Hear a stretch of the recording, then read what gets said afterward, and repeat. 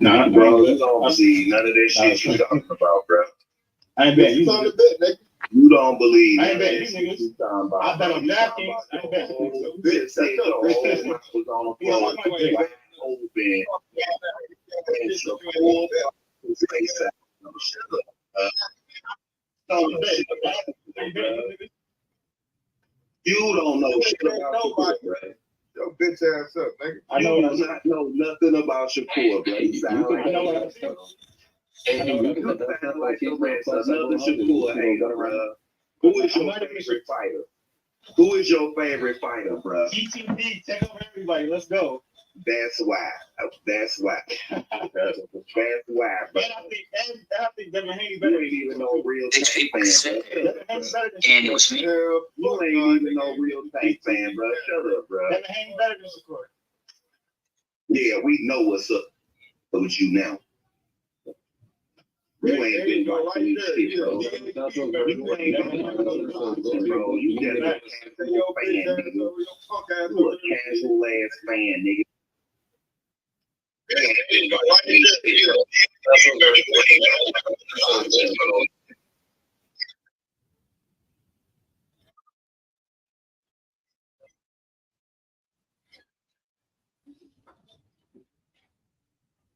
He got to be my viral because He's willing to take one. You see, when they abstain, Shakur get dropped. shit. Nigga, bring the facts, nigga. How many times Shakur get dropped? Shakur ain't about to How many times answer the question directly? It can't directly answer it directly. How many times did Shakur lose? How many times did he lose, bro? All the facts, nigga, about Shakur don't know shit about him. How many times he lose? Quiet, nigga. I said it like 5 times. Shakur ain't lost it. How many times?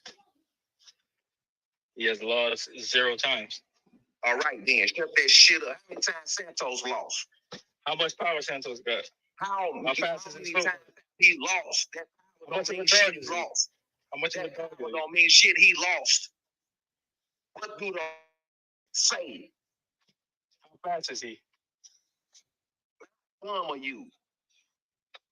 What was the last grade you completed in school, nigga? You can't hear shit. You don't know shit about boxing, bro. I know, man. We gonna see.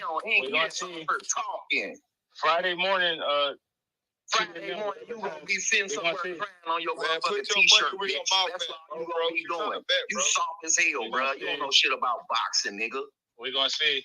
You just on her captain, nigga. We gonna see. That's all you doing. Look at that nigga energy chain, nigga. You a soft, you a smoothie, nigga. And you a Blended ass nigga. You in a blender, nigga. Wash machine, nigga. Fuck out of here, man. You don't know shit about this sweat, nigga. Oh man, when I saw the Shakur Kasey stuff fight, my mouth was wide open like, oh, nigga, you a bitch, nigga. You a bitch, nigga. Talking about your mouth was open. Tell all these men your mouth was open. Nigga. Talking you bitch ass. That's your weak ass up, nigga. You ain't even no fight fan, nigga. Nigga, I be sick of these niggas coming on her capping, bro. You gotta let whole niggas talk. Get that feminine energy out. Right about that. You so right about Get all that feminine energy out. Get the talking, hoe, nigga. Get that feminine energy out. Get the talking, hoe, nigga. You know you want to. Get it out. Get the talking, Keep talking, hoe, nigga. You ain't said shit after I got on Keep this talking, bitch. nigga. Nothing worth nothing, nigga. Fuck on, nigga. Off H money with that weak shit, nigga. It's the Lions Den, nigga. You ain't even no cub, nigga. You still in the womb. That bullshit you talking, nigga. Fuck out of here. Coach Stevenson about to get cooked. That's all I know. That's all you know. All I know is that energy change. You a bitch, nigga. Nigga, energy change, nigga. You a mama's boy, nigga. Get your ass up off that. Nigga ain't trying to bet, though.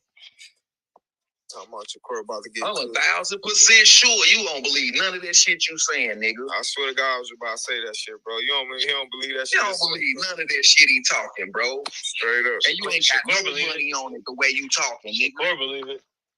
You ain't got no fucking money on the fight, nigga. Shakur believe it. You heard what you said. Just like me, stirred the bet on this motherfucker because I gotta eat, nigga. You see, Shakur keeps trying to reiterate money on some that was Santos. Every time somebody says, I'm gonna put my money on some food like you is, nigga. He said, you don't believe none of that shit you say. Santos, he's a good fighter. Hold on, y'all. He's a good fighter. He's a good fighter. Look at this nigga. He's a good fighter. He's trying to let the people know. Hey, I'm over here looking at they put out this goddamn super card. I don't think this shit gonna happen. It's like a stacked ass this heavyweight card. I'm about to pull it up right now. He's talking about Wilder fight on the undercard. I don't know if this shit gonna happen or not. But if anybody can make it happen, it's these niggas.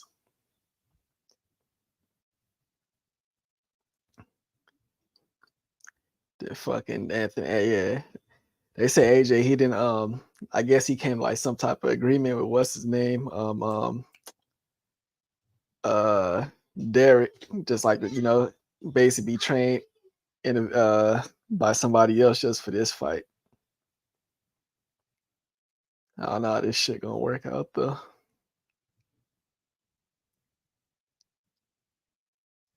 Let me see.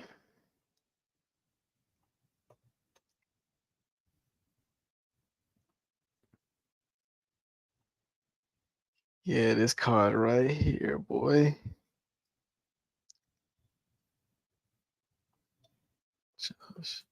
Hey, that's a risky ass fight for AJ too, because I'm thinking like, I mean, shit, you find like a bigger version. Not that he ain't, you know, necessarily like Usyk, but you find a southpaw who, you know, do know his way around that ring, you know, can move around that bitch, you know, got the gas tank, definitely, you know, got some his skill level ain't definitely on the level of Usyk, but I mean, shit, that's just a risky ass fight, and you over here taking this fight, this type of opponent when you switching trainers and shit.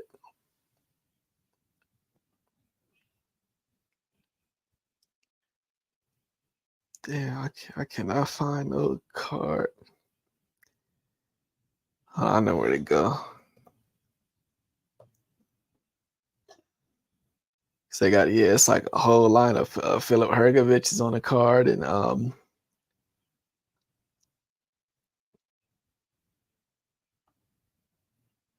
right, yeah, Dimitri Bivol supposed to be on the card.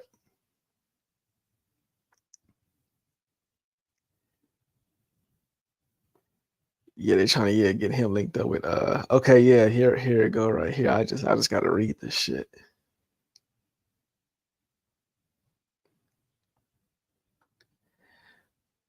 Put out by my company, you know, most reliable source. This so December 23rd.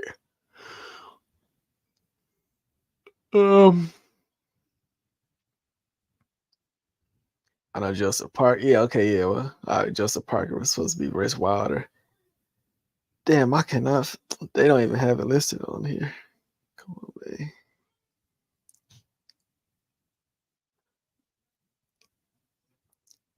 Yeah. All right, but anyways, y'all know it's like it's multiple names on that card. I think I heard Makhmedov is supposed to be on there. Philip Hergovich, he fighting the goddamn Lucas Brown. That's a dumbass fight. Nonetheless, who else? Let me see if I can search that and find. Is oh yeah, Jarrell Miller supposed to fight is this it? Nah, it's not even it, but Jarrell Miller's supposed to fight Daniel Dubois. See, I don't even know what Dubois, I mean, him coming off that recent fight. I don't know if like shit he had enough recovery time or not. That's something that got me thinking. Let me just read it from this bitch right here.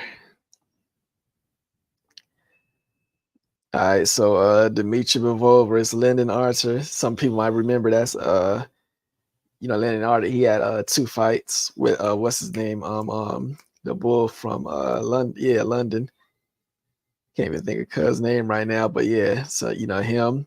And the shit I just watched the last Lyndon Archer fight I watched. He had a replacement opponent last minute and shit. I watched that fight. It was on a Friday. All right, so they got Jarrell Miller. He gonna lock up with Daniel Dubois. Okay, Frank Sanchez. Now this is what I like. Frank Sanchez, his ass been staying hella active. Like sometimes y'all might not, be seeing him and shit, but he be fighting on the prelims of these cards. So he been staying hella active. He gonna fight Junior Fa. Yeah, I mean most people might remember Junior Fa for when he fought Joseph Parker, who also on the card. God damn. Okay, then they say Jay Apatai. God damn. They got Jay Apatai fight on the card. God damn. Yeah. All right. So yeah, his opponent, he don't got no opponent next, but damn. Y'all got the number 1 cruiserweight.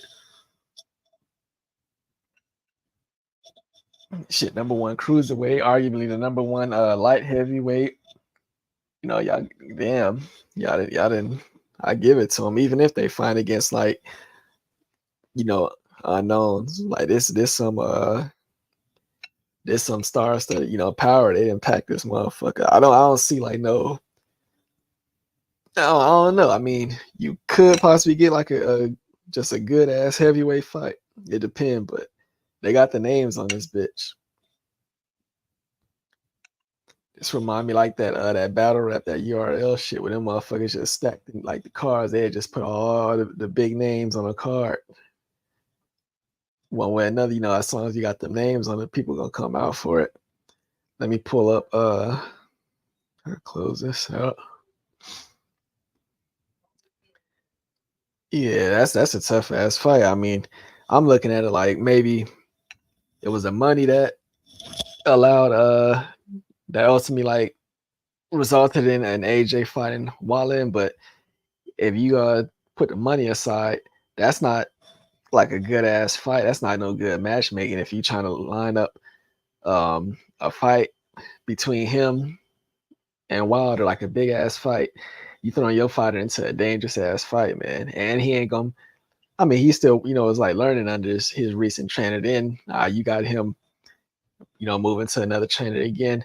But I will give this motherfucker Ben Davis some credit because, look, yeah, he is what like people would call a YouTube trainer. That nigga learned how to train just from watching YouTube videos. He really was just like a fitness type guy. But shit, he didn't got his way in a boxing and he is stuck with it. But I will give him credit because this motherfucker, he didn't found a way. Like he be getting some wins. That's I got to give him that. He be getting some good ass wins. When he be totally outgunned as far as like the coaching matchup and shit. I mean, like he be way outgunned, and this motherfucker, they'll find a way to get a win still. And I gotta give him his props because he didn't work with Fury. He didn't work with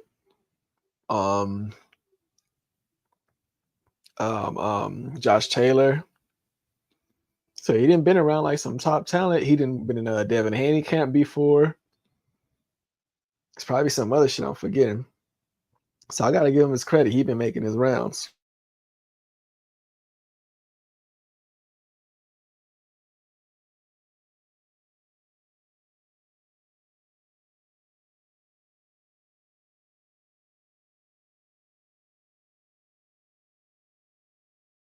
Like I know it's a lot of people who just they kind of don't like the idea of Ben Davison because when he, I said he just he learned this boxing shit just by watching YouTube workout videos. How the hell he came into certain situations where he was able to link up with Fury and Josh Taylor might be beyond some of us, but nonetheless, that's just how them cards played. But like I said, for a motherfucker to be totally outgunned, he didn't definitely came up, some wins at times. I mean, shit, he got a draw. He got a draw against Wilder. Every damn coach he going up against got way more. They probably got as many years in his game that as old as he is. So yeah, I don't know. Like I said, I know he ain't like the best. People might not like him. Ever since he was introduced to the world and shit through this through this boxing and shit. Like he came in on Fury back, already came in with a bad reputation and shit. But he didn't do his thing. So I gotta give him credit. It's kind of like I want to call him motherfucker like the Eric Spoelstra of this boxing shit. Let me switch to this card. Let me see.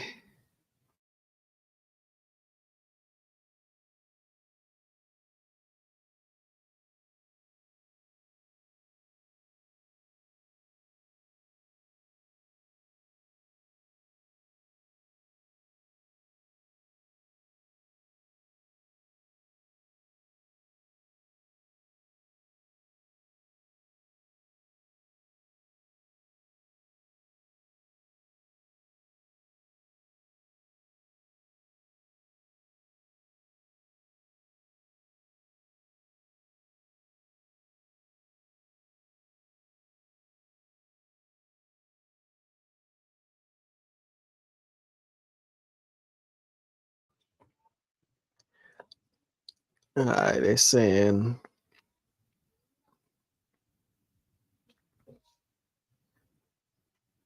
yeah, see, I don't like this. I don't like no fight. I include no goddamn Lucas Brown.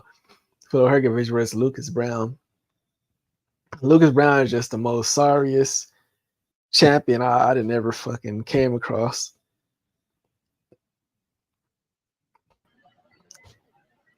Hey, nigga was just talking about this goddamn card. I'll read it off to you in case you probably ain't know it off the top of your head.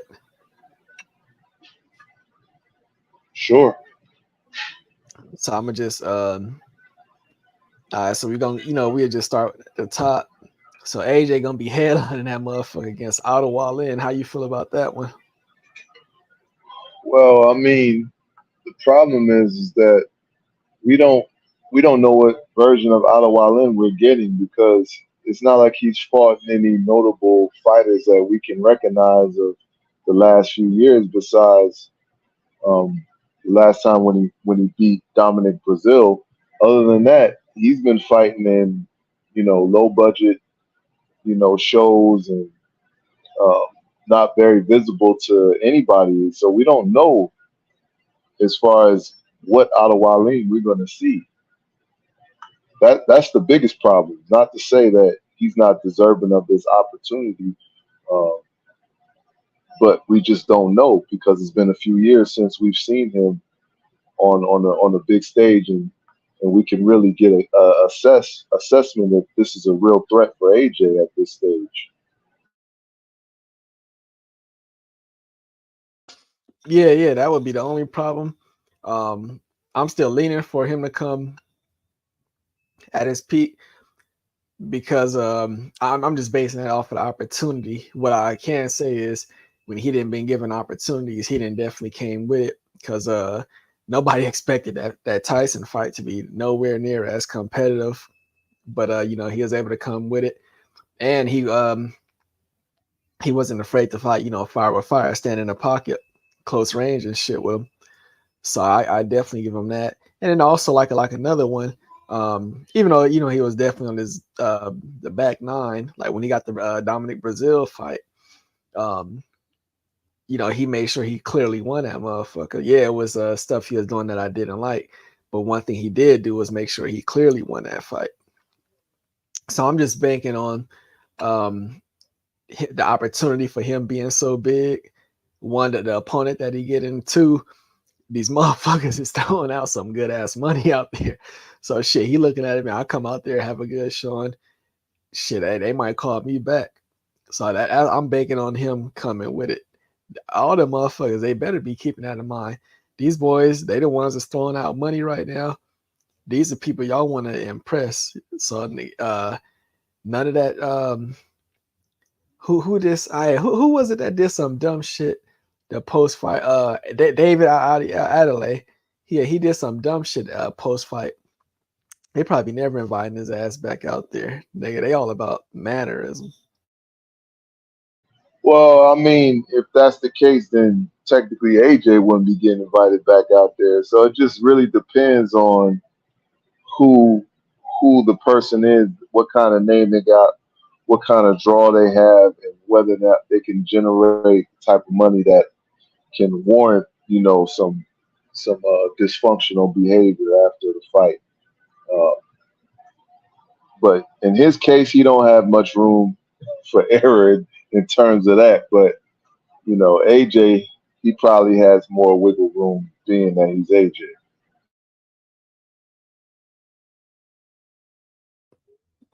Yeah, I was saying, to me, I'm guessing that the money was just too damn good to say no to this specific opponent, because outside of that, this is not like the type of opponent you would want to be taking. I would just say like a stay busy fight against Otto Wallin. This dude is a southpaw.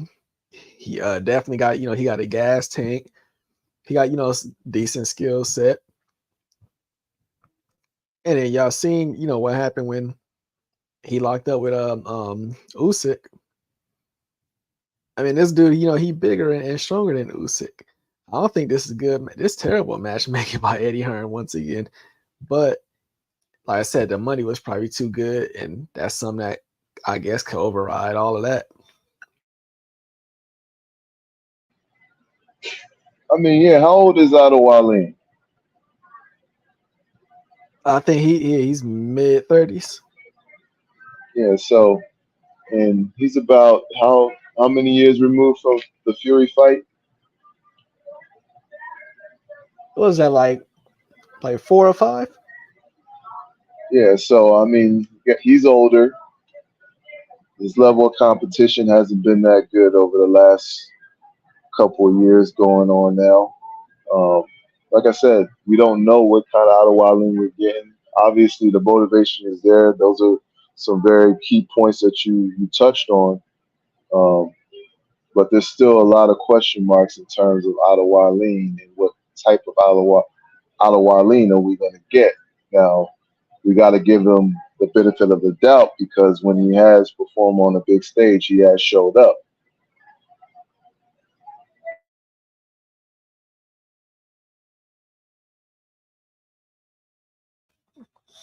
Yeah, that's what I'm saying. Like, that's what I'm banking on him to show up. I just, like, once again, I mean, Eddie Hearn, he know he known for having some bad matchmaking. I feel like this is one, but it's also one of the ones. If he turned it down, let's say if it was like a good amount of money, and he turned that shit down, and we'd be complaining about that also. So he might have a pass in this one.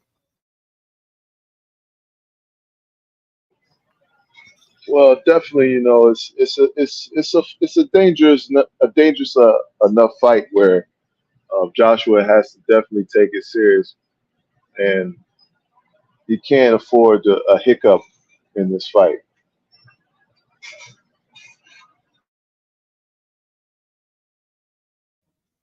And then they talking about some shit like, basically this is gonna be like a one-time situation when he trained under Ben Davison.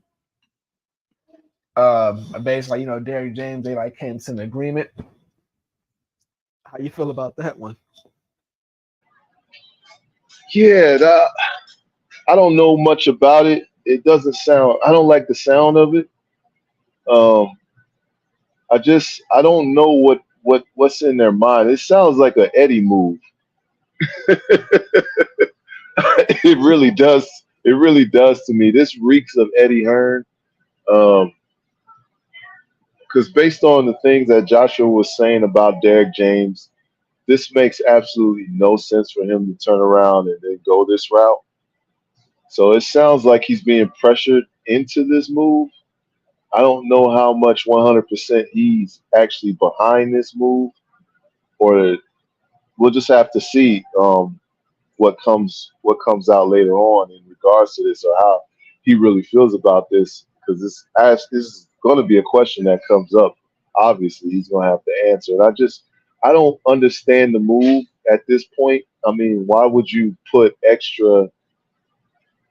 extra layer there for yourself this late in your careers? If something that you perceived that was working for you, um, at this point, why would you go ahead and throw something else in there that's going to cause even more of a, you know, not necessarily a distraction, but it's not conducive to continuity.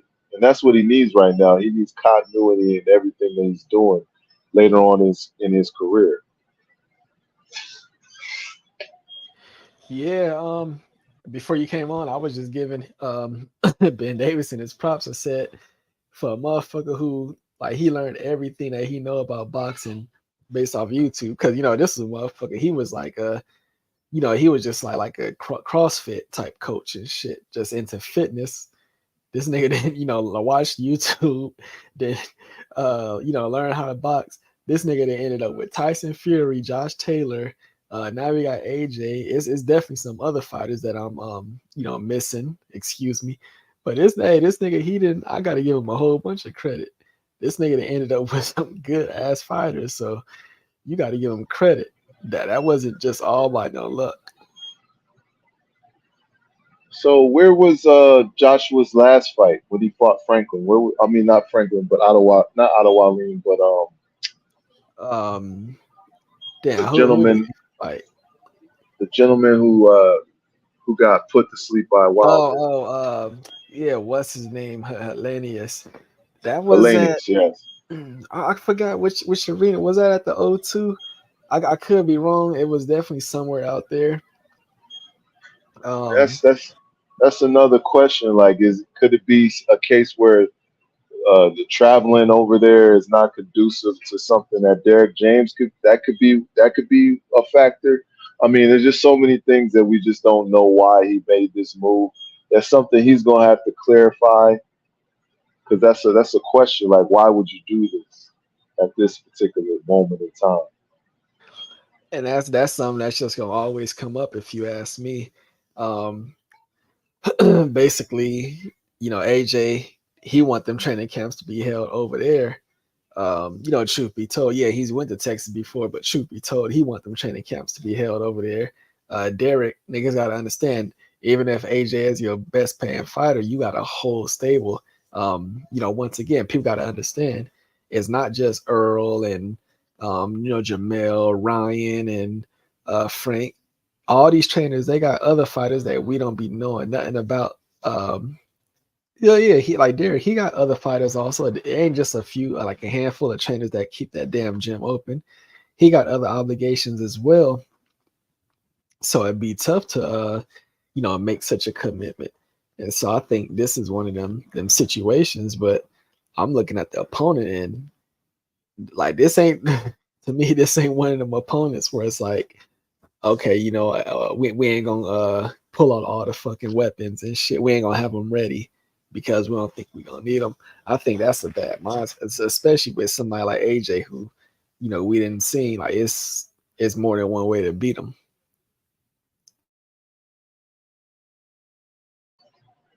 Yeah, yeah. And see, these are some of the things that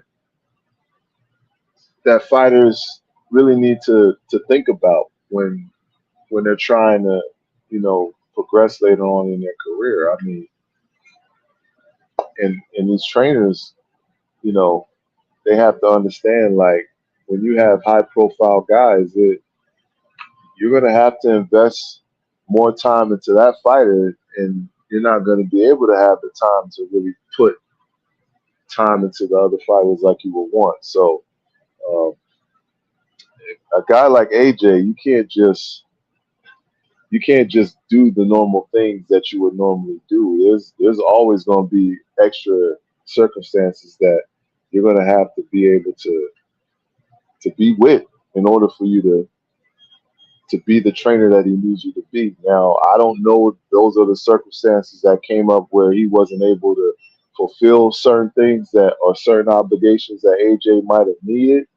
But based upon how I seen AJ, his body language, his tone, how he responded to questions, I like that AJ. That was a breath of fresh air to me. So to me, that's the type of mindset he should have going forward, not caring about, all this elementary, really, those how do you call it? Those questions in the UK, those softball questions they ask him.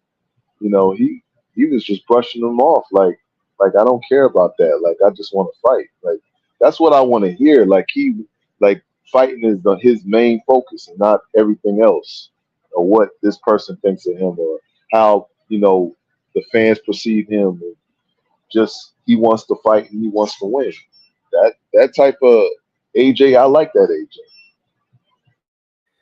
Yeah, for me, just that type of move of okay, basically I'm not gonna use my main trainer because for this one because I basically don't have to. Like I don't need all my weapons ready to go just in case. That don't sound like a fighter that's just 100% like dedicated, just locked in, like just that unmatched determination. That sound like a motherfucker that's going in cruise control. That's the only way I can look at it. So like I said, on top of just what Otto Wallen bringing and AJ, I mean, he's he has a ceiling already. Like, 'cause I don't think he's just like no fucking world class fighter. Combined with somebody like Otto Wallen that is good, and now, like I said, you preparing for him like you in cruise control. I think that's a recipe for disaster.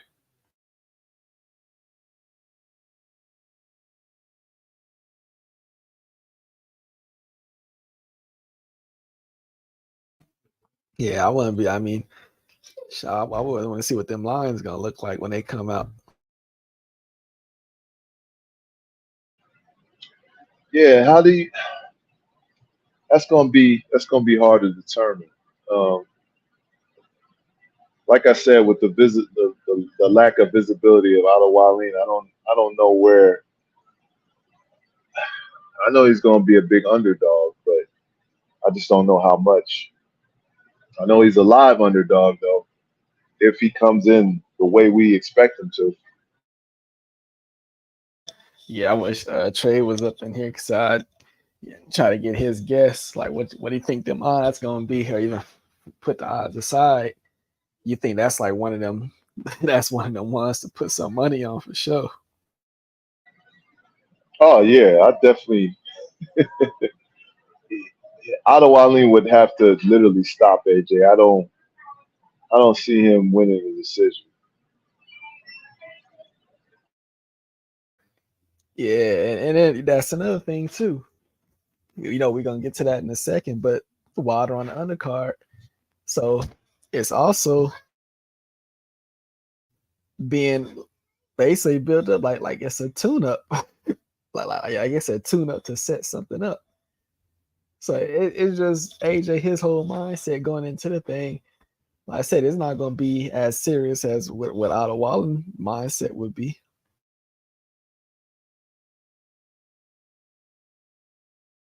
Well, I'll tell you what, if he's looking to get them hella paydays and get back in the championship, talk as far as getting a title shot, he better be taking it serious. Yeah, I just the circumstances like around that shit. It's to me, it's not even set up for him to take it as serious as Otto Wallen could. I mean, I would guess is taking it. So that's I don't know. I said this sound like one niggas might be wanting to put some money on. Then Deontay Wilder undercard, Joseph Parker. So supposedly that's the co-main. So the co-main is Wilder Parker. Yeah, Deontay versus Joseph, New Oh Zealander. man, I actually would have preferred AJ taking on Parker and Wallin taking on Wilder. A rematch to that fight from some years ago, AJ versus Parker. Yeah, I think that would be a better matchup for AJ. I think he can get some rounds in with Parker. Parker's not really much of a dangerous puncher at this point, and I think for Wilder, that's a more because I just see Wilder knocking out Parker within a few rounds, man. I don't. I think right now the way he got knocked out by the Juggernaut, I don't view his chin as being top notch like it once was. So Shit. I mean, on that part, I'm right with you. I guess the only part is just a big ass question mark over Deontay as well. Um, I'll start with Parker first. Firstly, let me see. He didn't win like 3 fights, and he didn't bounce back against the Juggernaut. But shit, even the last fight that he had a few weeks ago, I bro, I purposely didn't watch that fight. Like I'm tired of Joseph Parker. He's a dude. It's like he fight like one notch, like just one notch above his competition, like just enough to get the win. And I've been seeing that in like multiple of his fights. So I didn't got tired of Joseph Parker to the point where I said I'm not even gonna like watch him no more.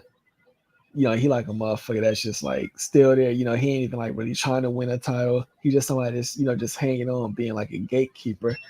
And there ain't nothing wrong with the gatekeeper, but I'm tired of watching him, just fight, just doing just enough to win a fight, not going to that max level. yeah, he's definitely a name at this point that he's a recognizable name in the heavyweight division.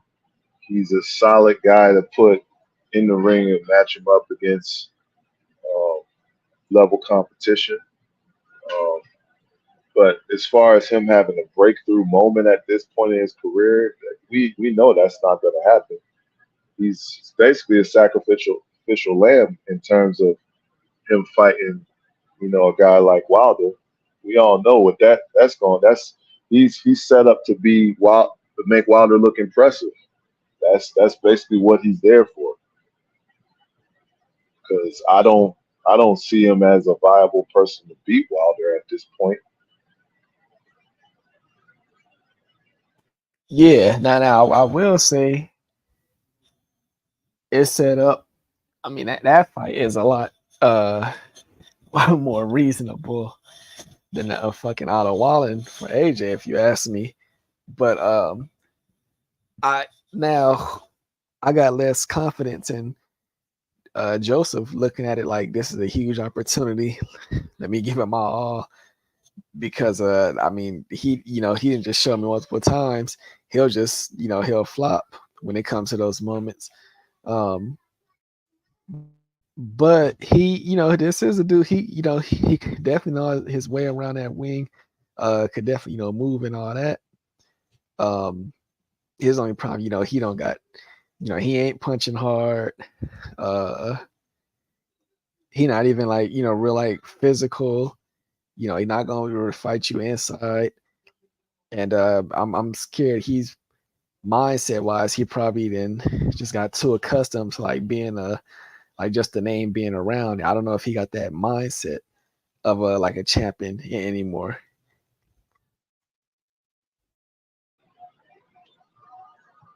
Well, in order for him to have a mindset like a champion, I think. Sorry about that. I think that kind of died when he got stopped by the Juggernaut. Had he won that fight, we would have had to take him serious as a legitimate contender at the heavyweight division. At that point, he would have been back in the mix. But we can't take him at face value anymore as a viable contender in the heavyweight division. Yeah, definitely not. Excited that these fights, I didn't, he didn't just constantly leave you disappointed. You walk away and you be disappointed from the dude. I mean, the AJ fight, for him to, like, no disrespect, but you should know, even though that was a close fight and it could have gone anyway, you got to understand that the circumstances around that fight, you wasn't gonna win that fighting that way. Then you have the Dillian White fight, the fucking Derek Chisora fight. Like, it's just this dude, I always walk away from him like, I'm like just kind of like disappointed. I'm same, kind of like the same way I feel about fucking Keyshawn Davis. We'll cook his ass later.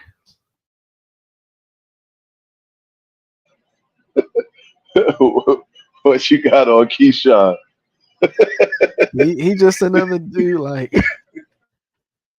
this motherfucker. Like, every time, I mean, like, he got a whole bunch of hype around here for somebody who I've never, at least his pro fights, I never like finished watching one of his pro fights and be like, yo, impressive. Like not like one of them.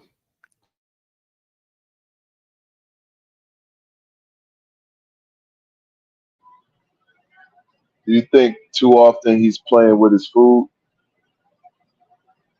Is that what it is? I mean, I don't think it's that, like, because if it was that, then he would understood, right? Okay, yeah, it's one thing to play with your food, but he's smart enough to know, yeah, niggas want to see get him up out of there. That's one thing that he just can't do. He struggle like some other fighters. He can't close the opponent out. But I don't know. It's like he just another one. Like, when I watch him, this motherfucker, like, it like you clearly better than an opponent, but you can't take it to that next level where, like, even if, like, you don't knock them out, like, you ain't walking them down, you ain't like putting a serious beating on them. Like I said, I just never like don't get me wrong, the boy got skills. Yeah, he could be a champion and all that. I definitely don't see like like him being like one of the fighters that just be like one of the top fighters for a whole decade or something. But like a great fight, hell no. And like the fighters that he hanging around, especially them two bulls that he around, Shakur and he ain't gonna come close to like they peak.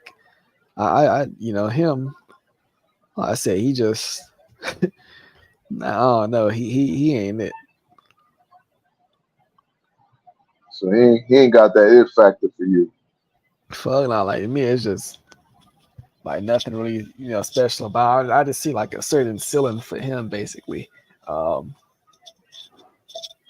Yeah, that's the band and shit. I'll tell you, like, even more. Me looking at him, I know he ain't been with that Bell Bomac and squad his whole career, but yeah, for him, nigga, it might be time for a trainer switch. Cause I mean, I just don't see you, growing into like this amazing fighter that you keep selling us, the businessman. I see some things that he does. He does really well. Um, I want to see how he progresses when the level of competition increases.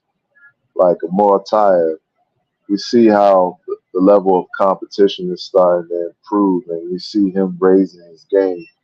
I want to see if he's able to do that. I want to see if Keyshawn is able to do that. A couple of fighters that he was supposed to fight, Muay Thai, end up fighting. So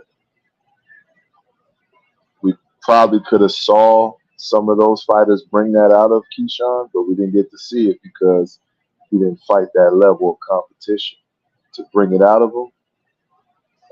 I just want, for me, I got to see a little bit more. I want to see how he does as the competition gets better. Yeah, that's homegirl Almond Brown. She stopped in also to say what's up with it. Yeah, salute, sis. See you doing your thing. Top 12 on that Champ Ross. I ain't mad at you. Some dudes been on that Champ Ross for years. They ain't cracking that top 12. So it looked like, yeah, like the regulars didn't definitely pull it up, which is always appreciated. Like Gil, Trey, niggas who, you always come through. Once again, they, same thing. It's much appreciated. Yeah. So yeah, Mud Tie, that's what I give him. Almost, most of his well, not, and I can't even say that. Every once in a while, he have a fight where, he you can see he's challenged some way, like he might be putting like a little bit of danger. A couple fights ago, he got knocked down, and I think it was like the first round. He went on to dominate that fight, but he at least like with him, I see like somebody actually like getting better and like being built up to be like a champion. I just feel like Muay Thai, I feel like he's not as talented as a Keyshawn, obviously, but I feel like he's getting like basically like Robert Garcia, they getting like the most out of him. They put on a trainer, let me like say himself, like he's giving it his most. Whereas Keyshawn, I just don't see that. Like like I said, I wouldn't be opposed to a totally different trainer switch at all. Now, of course, his ass won't do it because, this nigga, he love, holding Shakur gym bag and being all up on that nigga nuts. So he ain't going nowhere.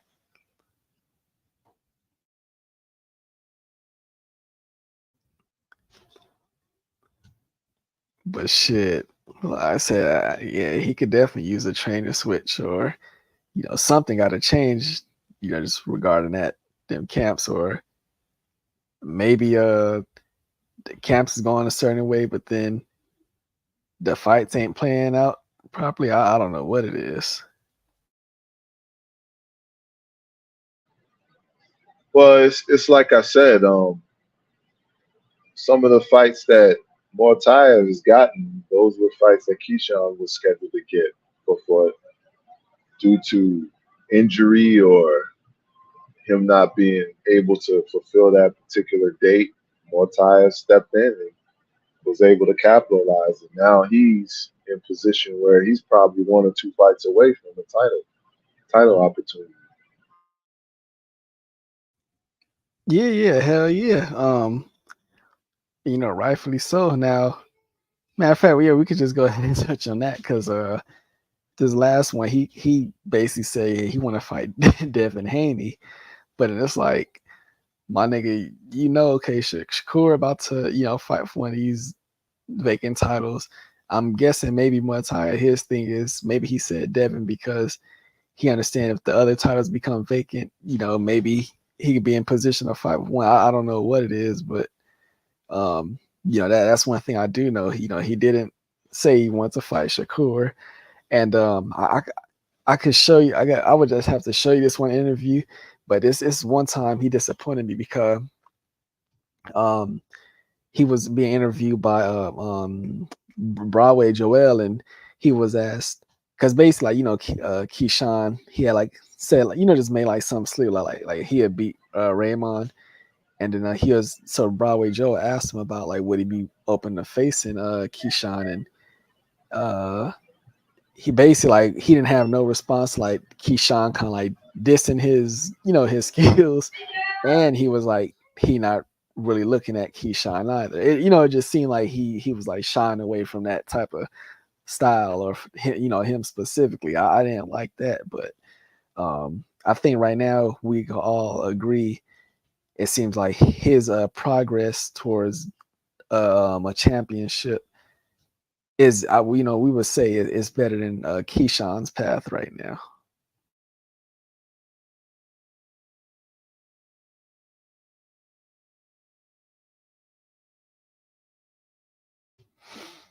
I see you're probably busy, but nonetheless, shit, Tyran, yeah, they got some boys over there that's working towards it.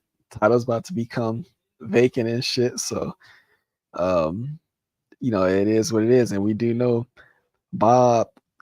It might take like one fight in between, but yeah, they put their fighters in against each other, unifications and all. So yeah, I like the idea of that. But I'm just because I like certain fighters, Shakur and Terrence, I'm not about to sit here and be a fan of every one of the fighters and I gotta like the whole team. Fuck no, I don't like no fucking Keyshawn Davis. Shit. Not only that nigga need a new trainer if you ask me. That shit just not working out right over there. That fit, it might not fit for them. For it might not fit for everybody, and it looked like he probably somebody that shit don't really work out for. Like I said, I'm just not impressed by the nigga, man. And I'm not even hating on nigga because I could have cooked his ass. Hey, I might as well. This dumbass nigga, we already got you on camera talking about, oh yeah, okay, this right here, this where Andy Cruz hurt me. But then you want to do a video later on. Tell little bro, stop turning his punches. Yeah. Tell little bro, stop turning his punches. Nigga, that nigga know how to punch if he hurt your fucking ass. That nigga beat your ass 4 times, nigga. Oh, man. What the fuck is he talking about?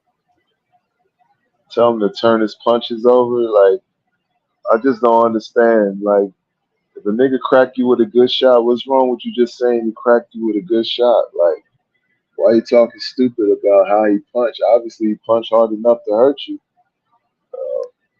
You let a nigga who don't know how to even punch properly, but you let a nigga like that hurt you and whip your ass 4 times. Yeah, so, not to change gears. I had to hit mute for a moment, but I did hear your disappointment. I saw that interview too with Broadway Joel, and I look at it more like he gave like the Manny Pacquiao response. I think I think these guys know who they could possibly fight and who they possibly are not gonna fight, and so I think it's more or less he knows he's not gonna get that fight at this point. The way Top Rank is moving both of them, and at the same time, I just think he's more diplomatic. You don't really hear him saying much about his opponents. He don't talk shit about nobody really.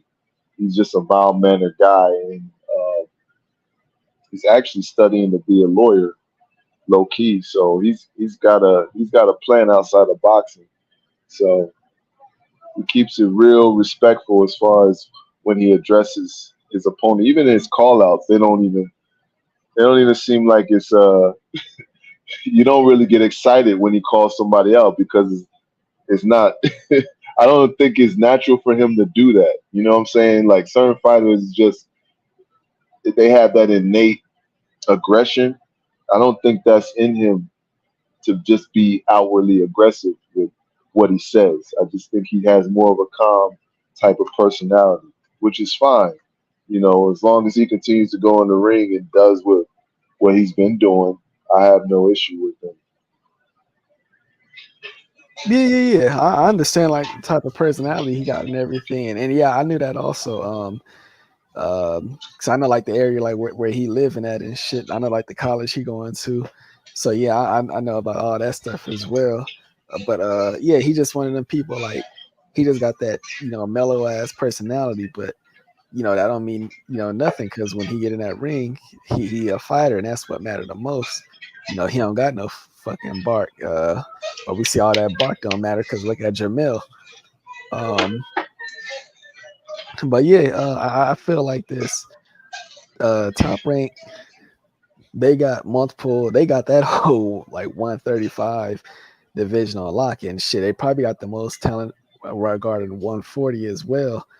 So I look at it like they got certain guys, your Ray Mama Ataya, you still, you got Shakur, you got you got Lomachenko there. You got shit. I think it might have options with Cambosa style. I'm unsure. Um, who I just said, Muay Thai, Keyshawn Davis. Then you got they got young Abdullah Mason, for example. So they got guys over there, and I feel like they lightweights.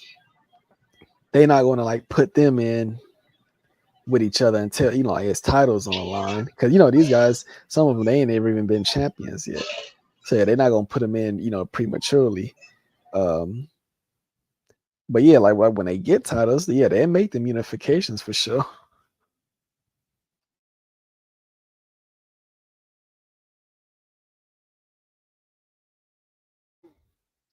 So I'm fine with that. But then you got the guys like your Nakatilias and um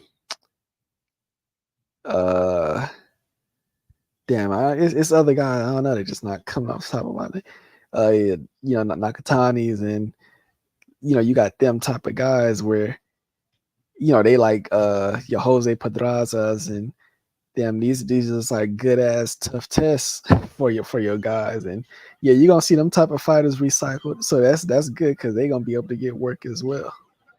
Yeah, top rank at 135. They got all the levels as far as that particular division. They got mid-level guys. They got guys who are on the rise. They got prospects. They got contenders. They got fringe contenders. They got elite guys. So they've done a really good job as far as the talent pool in that division, and they don't really have to outsource um, anybody to fight in order to get fights in that division. So, uh, which is good by them. They can match make, and in the ideal world, you would want all those guys to be fighting for belts, and then pin them together and have big fights with everything being in house.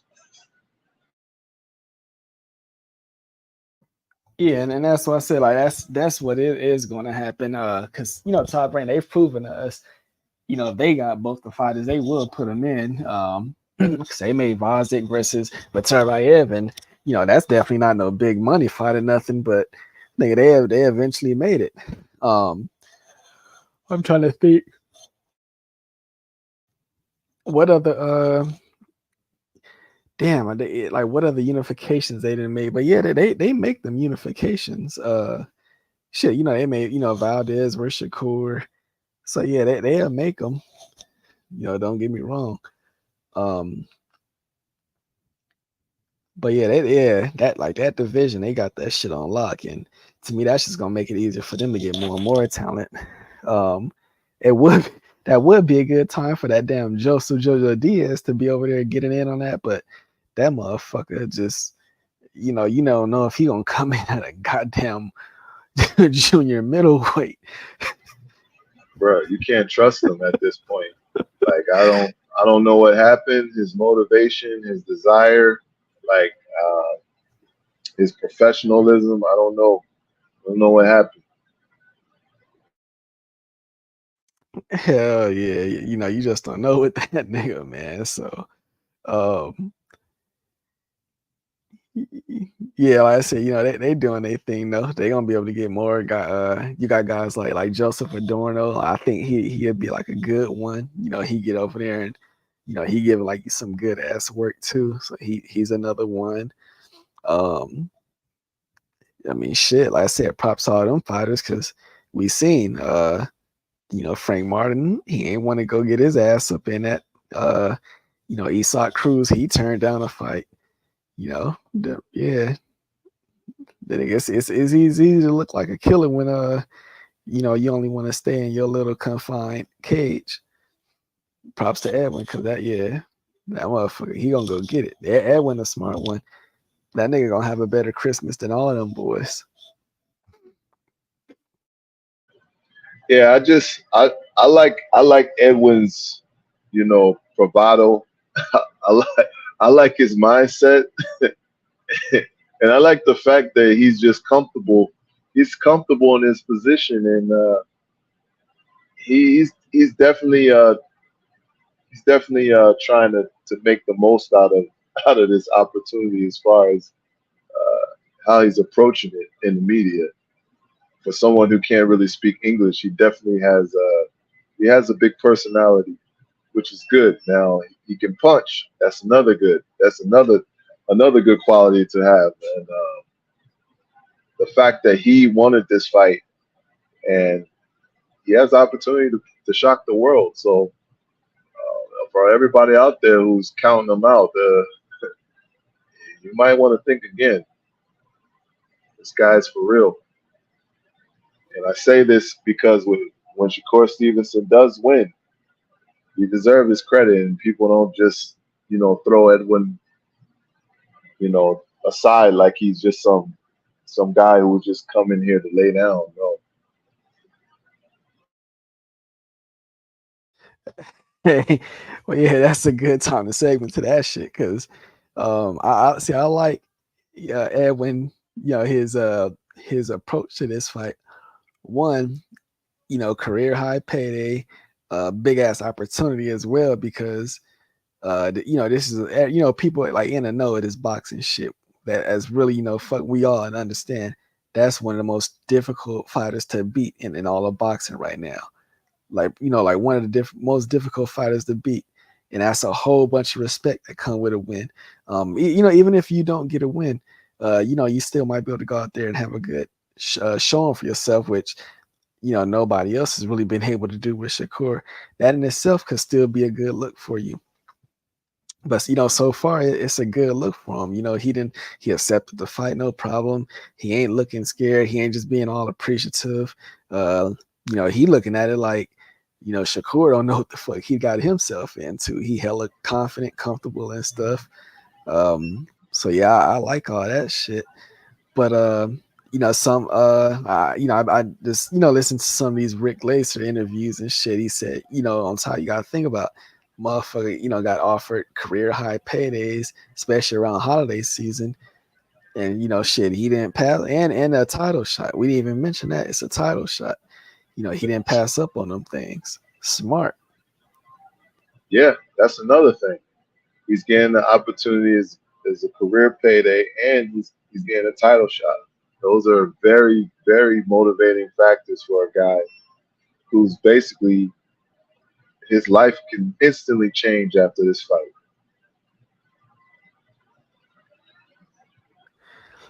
Hey, so I've been making my rounds to the where the niggas that have mastered boxing. I've been making my rounds over there.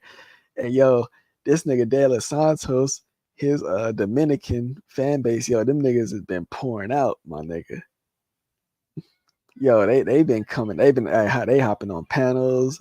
They in the chats.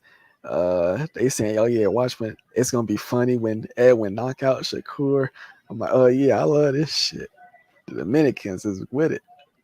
Oh, and they're looking for somebody who can really get out there and push Dominicans to the forefront. And he has the opportunity against one of boxing's brightest stars to really catapult himself into boxing allure. Yeah, I just like how they've been coming out and really putting it on. They've been holding their own. Um, they've been taking some abuse, of course, and it's brutal when you fucking with Shakur fans. I remember when Robson Conceição was walking on his way to the ring, and they had this one, just had like so many just like visual shots of motherfuckers booing them, niggas putting a thumb down, but it was some one niggas, they was looking at him, they was like, you could just let their lips, they was saying there's like he a pack, he a pack, he a pack. I'm like, these niggas brutal as fuck. Shakur Hey got some man, friends. hey man, that's them North niggas, man. Yeah, tell that nigga he a pack. And for y'all that, I mean, most of y'all in the chat, y'all understand that lingo. Let me like, like that mean he gonna get smoked like he is a pack. I said, damn, these niggas brutal. I mean, the cool thing about it is, probably Kaseka, he didn't even know what the fuck they was talking about. So that type of shit was like, well, I don't even know what the fuck they saying. So whatever. Yo, them niggas was putting their thumbs down, saying boo. I said, God damn, these niggas, shit. Like it ain't no credit for a motherfucker like having the nuts to sign to fight your fighter when nobody else would. Nope, ain't no none of that. Yeah, that's another thing that I'm getting tired of with. I'm getting tired of with fans in this. Nobody want to fight my fighter bullshit. Like, stop it, man. The money's right. Any nigga will get in the ring with anybody, bro.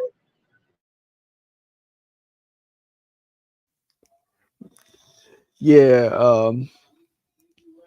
Well, for me, it'd be funny because like, nigga, some of these fights be, for example, like this fight. I didn't heard it. I didn't heard so many of them niggas over there. He don't want no smoke. That nigga don't want no smoke. I hope y'all know. Like it's a reason y'all talking about the fight because he signed for the fight. Like, whatever you want to say, like, you can't say he don't want no smoke. The nigga signed for the fight and he's going to fight him. Yeah, like this idea that nobody wants to fight him. Well, he's got somebody who wanted to fight him, went to his home, was looking for him. Yeah. damn near made a diss track.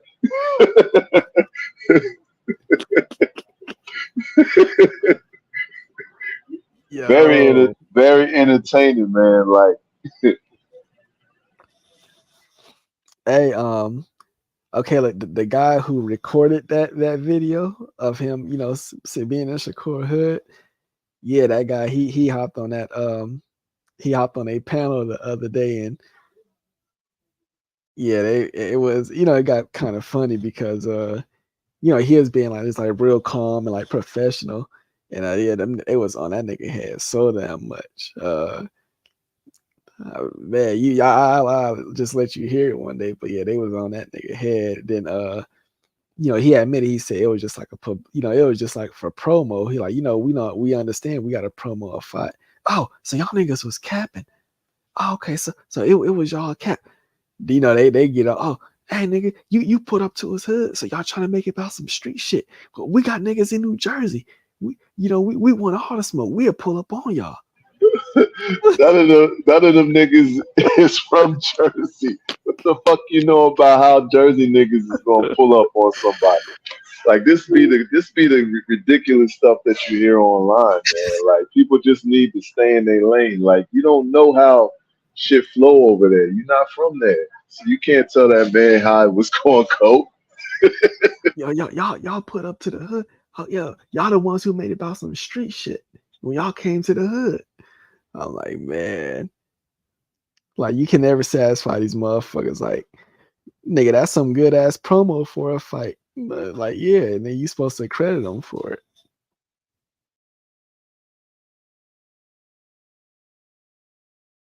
When you're from a place where it's not known for boxing and you don't have the audience as far as American fight fans, you gotta do stuff outside the box. This is how you generate interest and buzz. He understands. Like nobody had to tell him this is called self-promoting. A lot of guys in boxing are not effective. And imagine that, like I said, this guy can't speak any English, hardly, but yet he was able to sell a fight.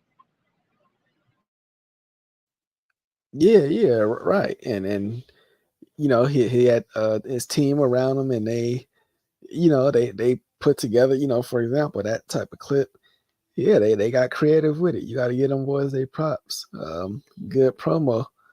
But yeah, that's my only problem. Like, no matter what, you can't call him a bitch. Can't say, oh, he don't want no smoke.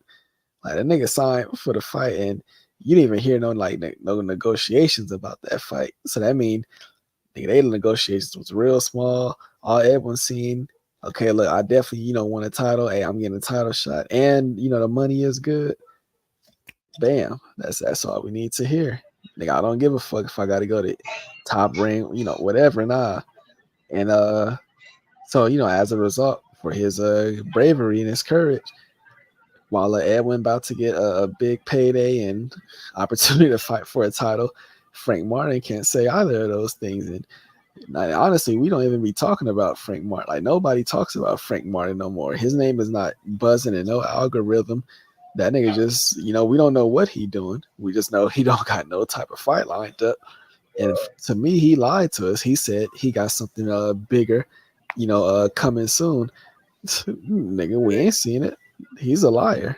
Unless you fight Tank, I mean, what's bigger?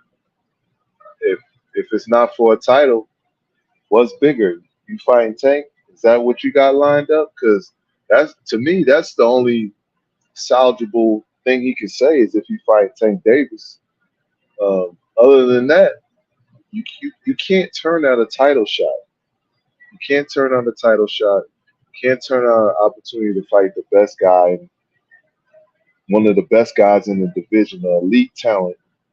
If you're really trying to be, one of the best in the sport, you take this fight. You take this fight.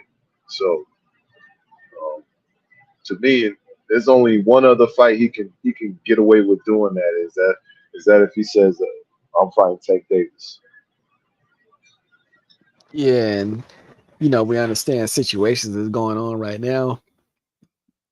Though none of them fighters really got no type of fights locked in. The ones that do have something going on, it's happening. They basically being featured. They guest appearances on like another promoter's event or some shit. So yeah, props to Edwin again. Because look at Frank Martin.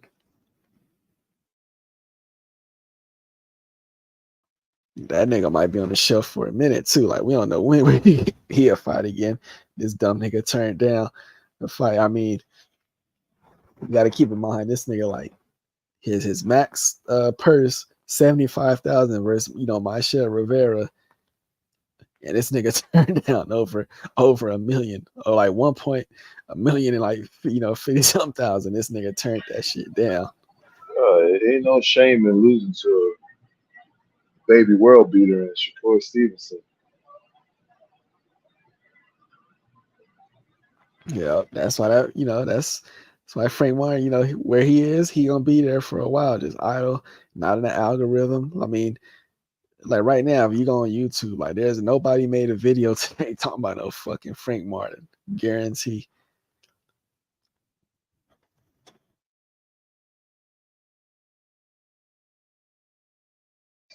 Yeah, and honestly, and that's the slippery slope when it comes to you picking and choosing what fights you take in the sport of boxing.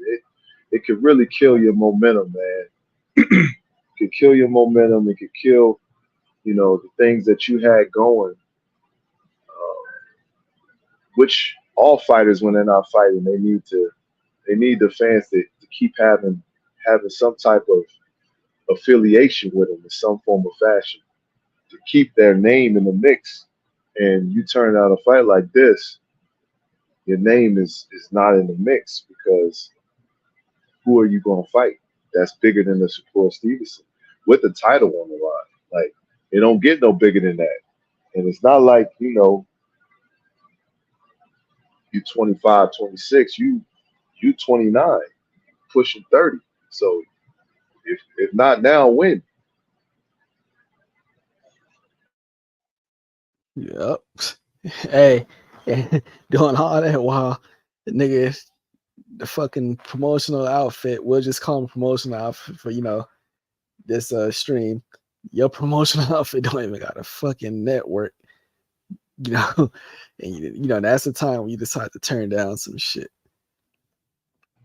Yeah, that's another thing. Unless you know something we don't know as far as, y'all got, you know, Amazon streaming deal or, some of the different other rumors that we heard, unless y'all got something lucrative that we don't know and they telling y'all to sit tight, you know. But I see other fighters not taking that approach, like Adela Santos. Um, I don't see You know, I see Wilder getting a fight in. You know, so there's some PBC fighters that aren't sitting idle. So I just don't. You just don't know at this stage. But I think you should be trying to maximize your exposure. This could have been a way, not taking nothing away from De Los Santos, but Frank Martin versus Shakur Stevenson, that would have got a lot more eyes and a lot more people and garnered a lot more buzz and interest from the boxing heads and potentially more casuals. Uh, would have been a very nice event for him to be a part of and get him ready for that level of attention and garnering of prestige that he's going to need when he gets up to these big moments. And so it's an opportunity missed, man. He might look back at this as something he should have took. Yeah, I said, man, like you don't even nobody even talk about like it ain't no news regarding him. I mean, the only thing you're gonna hear people talking about now is, hey, that that could have been him fighting on that Thursday night. But after this fight, his name gonna die out even less because that shit then came and went. Now it's on to everything else. But there's no more. I know I was talking about no Frank Martin as far as what he got going on. Like we don't know about no big fight, no nothing.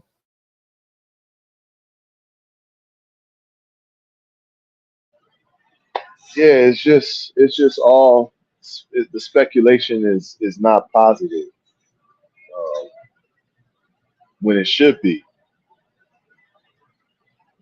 It should be positive, but it's not. Weren't we hearing stuff about him and possibly leaving Derek James, and there might be some issues there. Seemed like there's all seemed like ever since Spence lost, Derek James has been the center of dysfunction as far as fighters in the camp. I'm laughing even though it's not funny, but it's just funny how people put all this dysfunction together after the man loses one fight. Now I'm over here laughing because I already know what time it is. That sound like a motherfucking like some bullshit excuse dumb niggas made to basically like say a phrase for Frank Martin. Oh well, he has some issues going on with Derek James. Uh oh, he signed to like a 360 deal. That means he got to be trained by so and so. Man, to me that just sounds like a whole bunch of bullshit niggas made up just to give Frank Martin an excuse. Um, I don't believe that shit. I haven't heard no type of fucking deal like that. I don't believe that shit though. And of course, that whole little excuse. I mean, it didn't even hold no weight. Um, I just don't believe it myself. One way or another, and at the end of the day, you could just sit back and look at the actions and see what play out. Y'all nigga, he over there sitting idle as fuck. Nobody even talk about. Like I said, you could go look at the YouTube algorithm. I guarantee nobody even made a video about Frank Martin today. And if they did, the only thing they talking about that dumbass nigga sitting idle, watching De Los Santos take his payday. Okay, yeah. Um, you was getting like, okay, first you was getting a certain amount. You asked for more. They came back, they gave you more. Then you just went silent because you wanted even more. Well, nigga, now you getting nothing.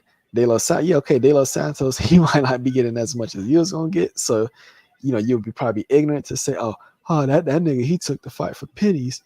But no, nigga, that nigga making more. He making money. You're not getting no payday from this shit, and his payday about to be higher than anything you done ever got by like 5 times. So, who's the dummy? That nigga fighting for a title before you. The only dummy is Frank Martin.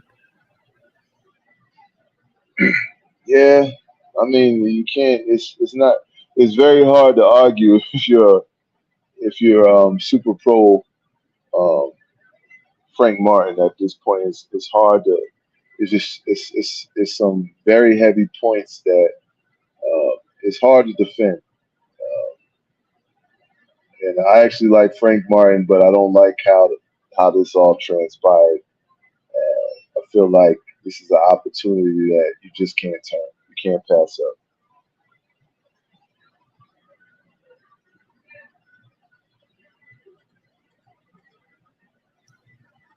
Hey, if niggas remember, I'm the one who was hopping on this bitch saying he didn't have no like he didn't look bad or he didn't struggle with a bum in his last fight. You know, I was the one up here saying that. So I like the nigga too, but you know, after this shit, it'll just leave a bad taste in my mouth, and I'm not about to sit up here and defend the nigga. Yeah. Yeah. See, Eric R. He, you know, he had to just come to the same terms. That yeah, like it would be dumb as fuck for Frank Martino's fans to try to say, oh, you know, Dale Santos, you know, he got lowball. You know, he took that fight for long. He didn't get his worth. That nigga, hey, his worth he getting in this fight more money than you ever made. And while he getting paid, you're not getting paid at all, Frank. You're not getting nothing from turning down that fight. Actually, you know, you getting disciplined the way you should be. You turning down title fights and good ass paydays. Now you getting what you deserve. Yeah.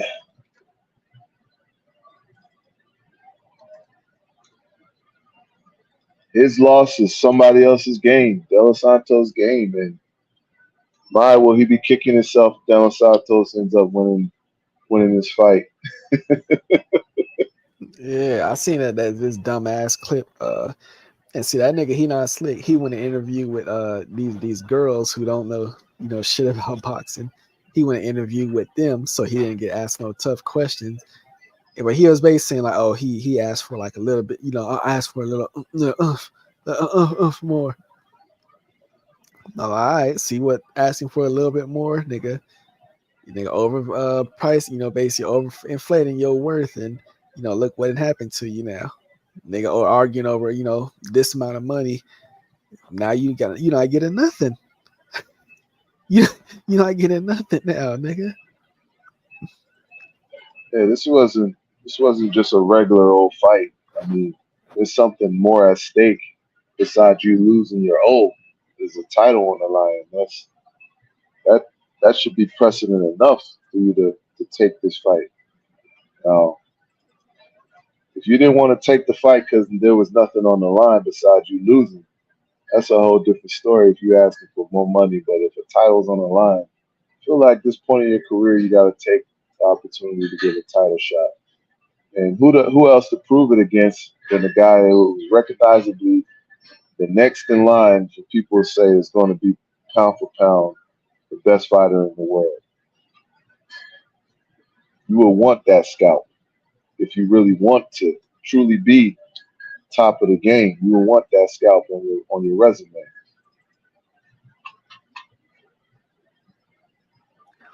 Yeah, hey Eric. Yeah, I seen like a clip, but I know that nigga. He went on a show where it's like two women that they like got a boxing show, but yeah, I didn't watch that whole fucking interview. Yeah, that's another channel you won't catch me on. Let that, yeah, guarantee they didn't ask that nigga none of the tough questions. Let that nigga off easy and all type of shit.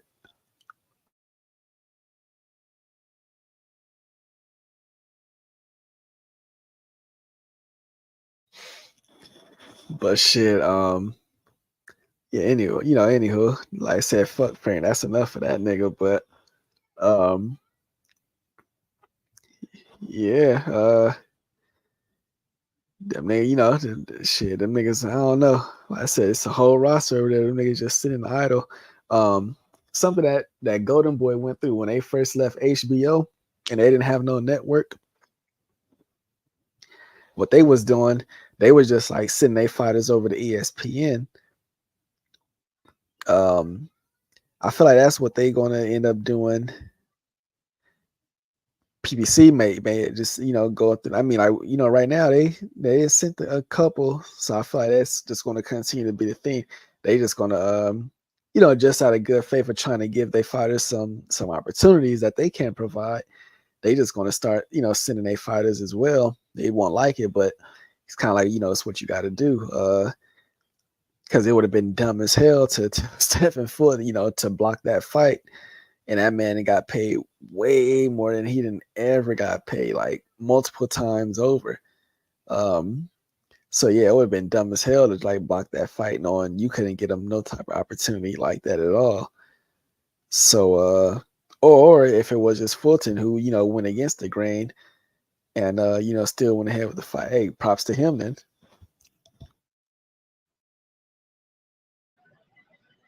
I mean, at that point, you got to look at it from this standpoint. This is probably the best case scenario for PBC at this point. It's like this low risk, high reward. Like Dos Santos is not a highly talented guy if they're stable. We understand the talent. We know the talent. I'm sure they think he's talent. He's a talented fighter, but he's not a guy that they're really touted or big on. But if he happens to win, imagine what that will do.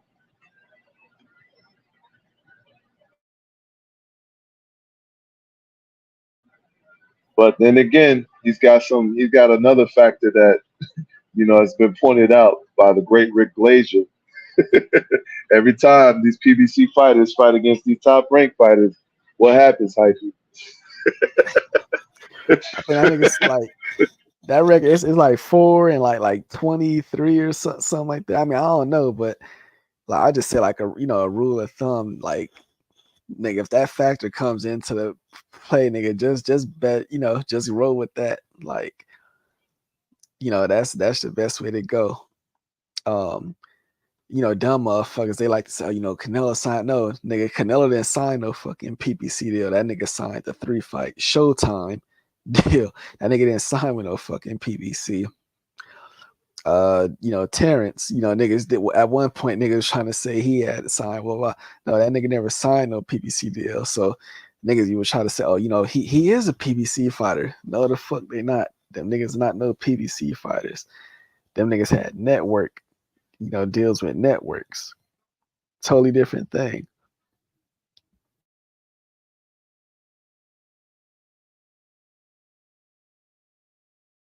Yeah, say it one more time for all the Neanderthals out there. Yeah. And it don't even matter anyways, this person signed to PBC. Like I said, all them niggas, the niggas not about to be showing no loyalty. Y'all, I mean, I'm gonna just let niggas like MZ, they say, oh, Spence, he went against the grain. I don't know. They didn't want him to take that fight, but he did it anyways.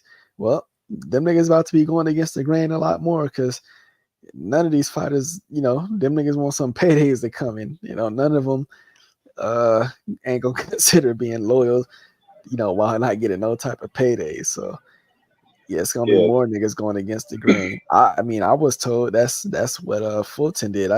One that was said that he went against PBC wishes and took it anyways. But like I said, I also look at it as when was he ever gonna make $2 million to fight anybody? Yeah, that's the thing. He probably made like I said, his previous highest pay probably before that was probably like a tenth of that. So I would think that somebody like PBC, them knowing we can't never get him nowhere near that. Now we give him like the blessings to go and get that opportunity. But shit, who knows how it played out. But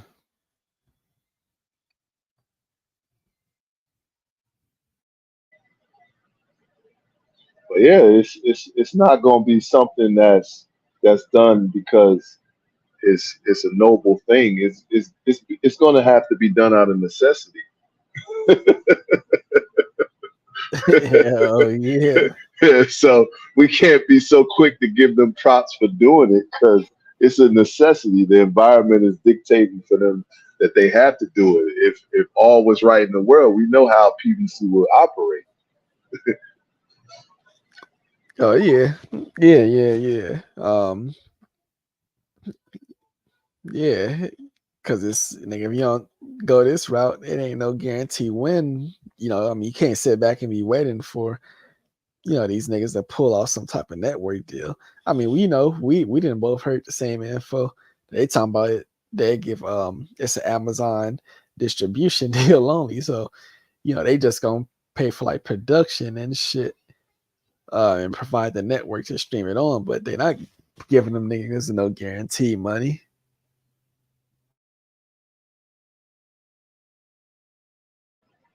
Yeah, I mean, we've seen what happened with guaranteed money. Go Yeah. haywire with Go haywire with it. Yeah, so see, I don't know if it's for sure that Keith Thurman is, taking that. I don't know if it's still happening, but if he did, I'm like, all right, it kind of makes sense.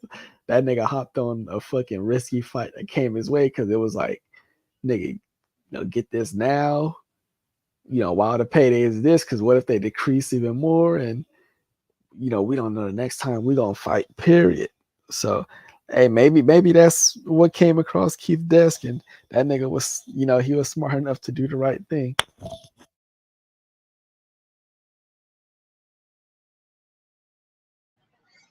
In terms of Thurman, he would have did himself more service if he would have stayed busy. Even if he didn't fight a Stanionis or a Boots, if he had got two more fights in and then led up to this, it would have served him better. One saving grace is that Stanionis is coming off a long layoff also. So, but Staniotis is the younger fighter. Thurman is the older fighter. Hell yeah, I'd be hot if I was standing on. It's like, how, like multiple times, like you think about just like the type of money that you didn't make because the fight didn't happen. Hell yeah, I'll be vexed.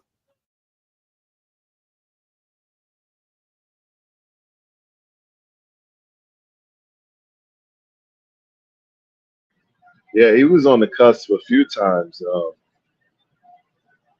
fighting Ortiz, and last minute you train and then you lose money on the training. You don't get compensated for it, and just the story about how that fight broke down is there should be some level of insurance and compensation. The way Golden Boy did him, um, just not being very transparent.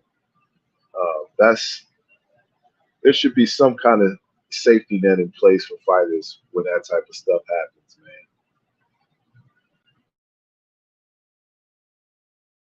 man. Yeah, that was like one of them rare situations, but it was fucked up because it's just based off like just how much time it took away from them. And then even if you're looking at like, well shit, it's gonna be a good payday, but when they all that time that it went by, yeah, that payday not even gonna look all that nice now because like you didn't lost hella time fucking with that fight. And um somebody like him, hell yeah, I would blame him if he never wanted to fuck with a golden boy ever again.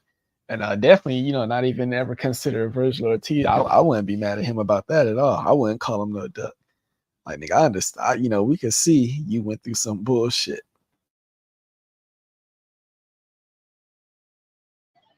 I mean, yeah, at that point, I mean, what do you want the guy to do? I mean, he was ready. He he, he was literally about to step in the ring with this guy, and the week of the fight, Ortiz pulls out. But just the fact that Golden Boy wasn't transparent with the man to let him know what was going on, and I thought that was totally messed up. And I feel like there should be some legal repercussions that he should be able to pursue. Hell yeah, they was doing some bullshit with Imontis. Um, yeah, they fucked him over. All that goddamn time wasted not finding out until like you didn't already hopped on the plane. Yeah, they did some bullshit with him. That's what I'm saying. If he don't never fuck with them again, I wouldn't blame him. Except the point, it's just like they just doing shit to get your hopes up, selling you a false ass dream. They did some bullshit with him, and I'm glad he did speak on it.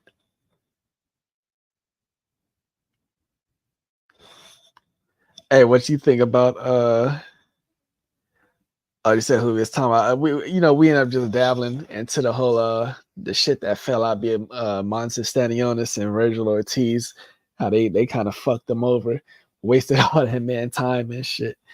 Got like damn near what, at least like a year of his time that he can't never get back. Uh, and just think about the emotional roller coaster of it. Like this your career high payday, so you getting apt for that up. You didn't amp up for that, training for it, then a fight fall through, then you go through it again. That man went through that shit like 3 times.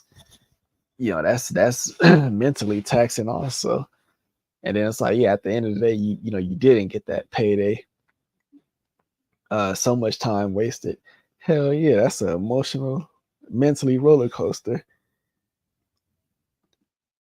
And, You talking about the press conference? yeah, the press conference, and you know, um,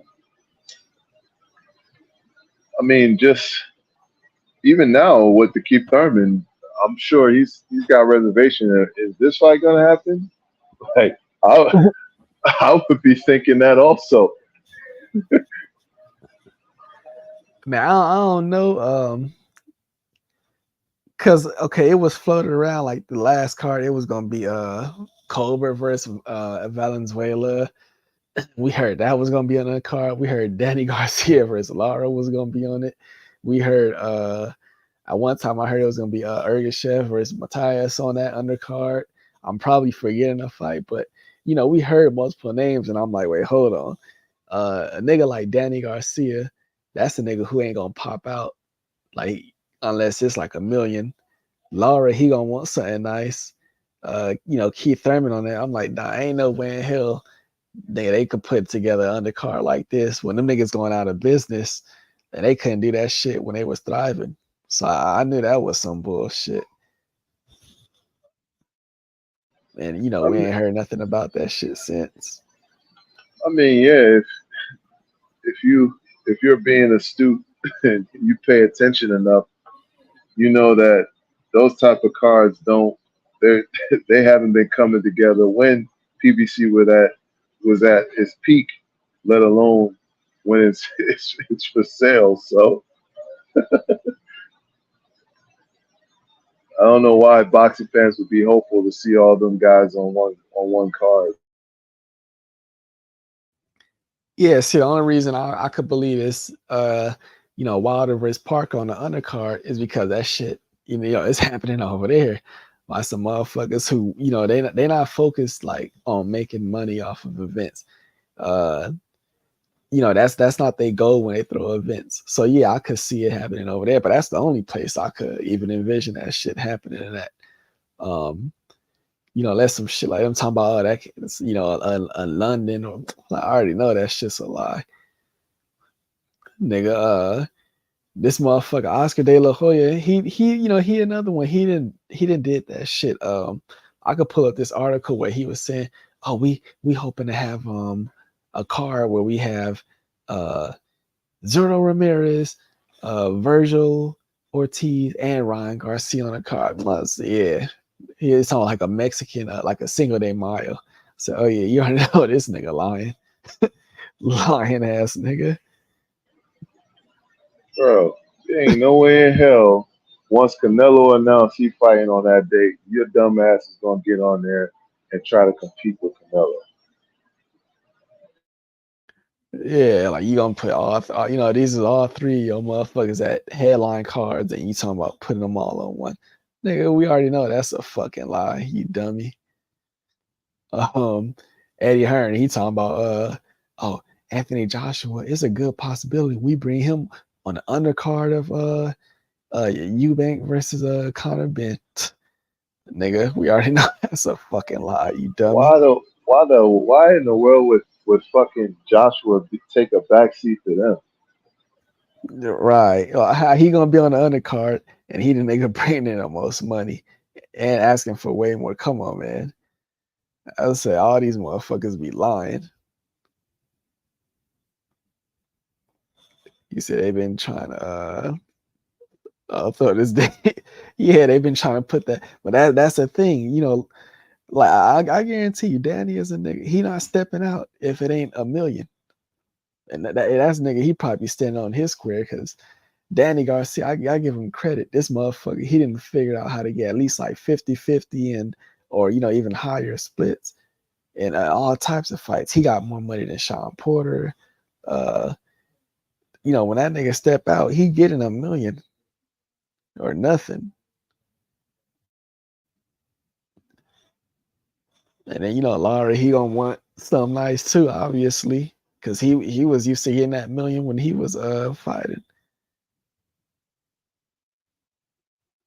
Yeah, there's no that shit not happening.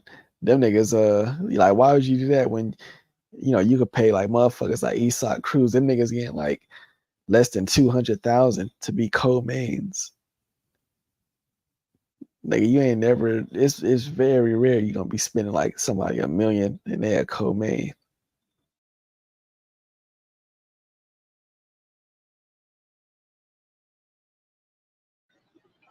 Oh shit! remember that ghetto ass shit we was watching that Mickey Farmer versus Van. Them niggas didn't come out to fight. Oh yeah.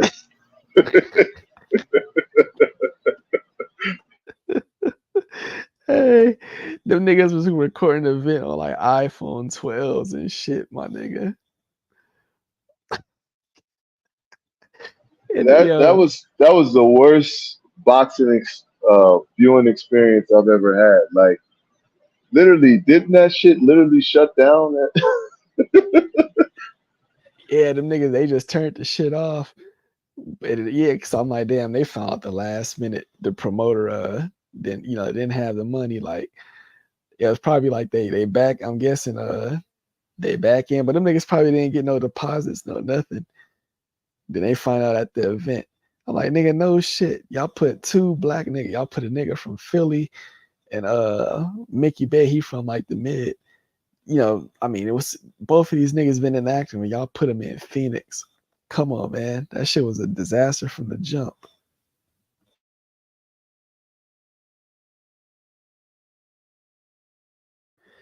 Hey, damn, she's saying something. I didn't even know that. That nigga left I know that nigga left his wife. She's saying Laura, he left his wife for one of these younger plastic body type chicks. Damn.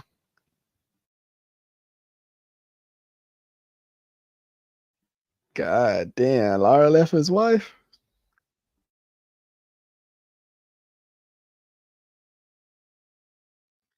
Shit, that's crazy because shit, I mean his wife was already built. I think she like, one of them like Latin Caribbean islands where she coming from as well. But yeah, his wife was already, his wife was built. I didn't know he left his wife. Shit. I know, yeah, his wife, she stacked. Oh damn, yeah. See, I didn't even pay attention to that. My bad. God damn. So yeah, saying Uh, Laura left his wife like a couple years ago.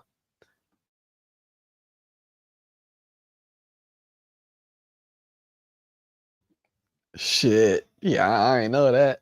Um then she talking about you look like shit, yeah, so I already know he got one of them chicks. She got that San Diego body.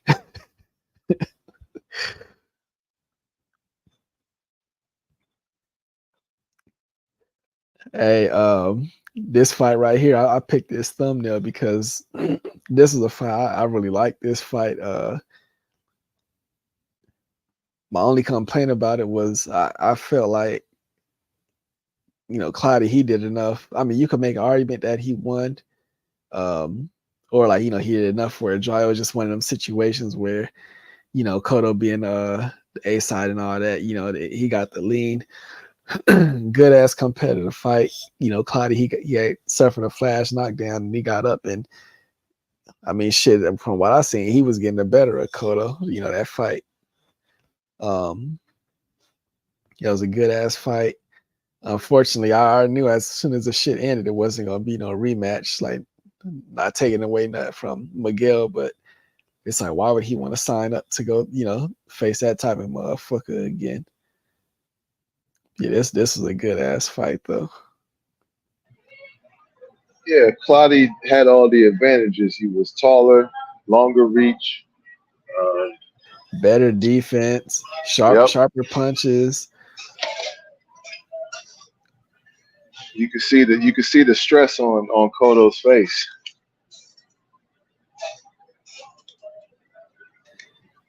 But then it's like it's kind of like a sad moment too, because I was a Clottey fan, and then it's like that was like after like when this fight ended, his career went downhill because uh what happened was like Cotto, he went on to fight Pacquiao next.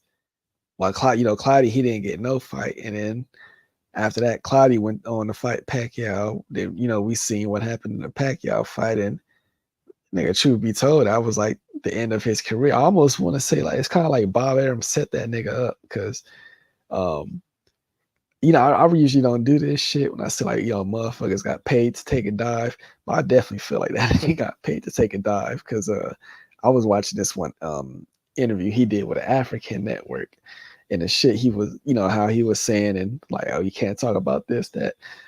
Yeah, I think that nigga got paid to take a dive, but I think it was also set up by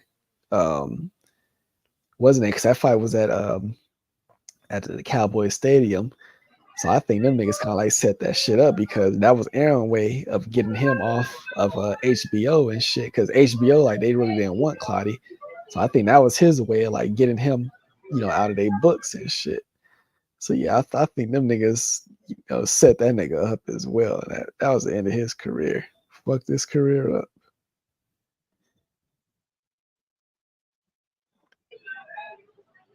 Well, I mean, with Clottey, when you look at it too, that wasn't that the first fight at the Dallas Cowboy Stadium. Wasn't that the first? That was Yeah. like it's like the first fight that they had was that fight, and you could tell just the way he fought that fight. It was definitely wasn't the way he fought Cotto at all, as far as letting his hands go. He definitely was stuck in the high guard and was basically a punching bag for Pacquiao.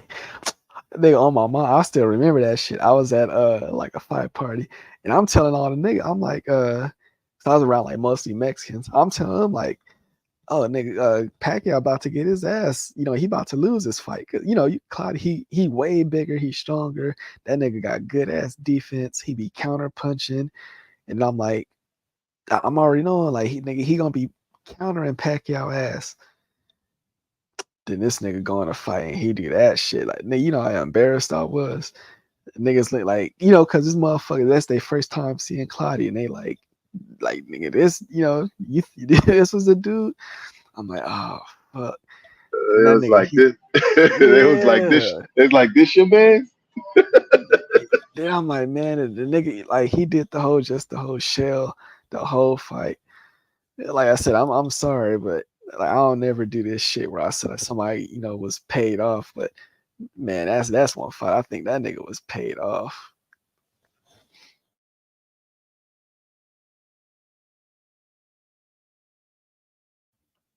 What La La D talking about? Yeah, she's talking about more about Laura, the wife, instead on staying in Miami while Laura kept trying to tell her he wanted to stay in Texas.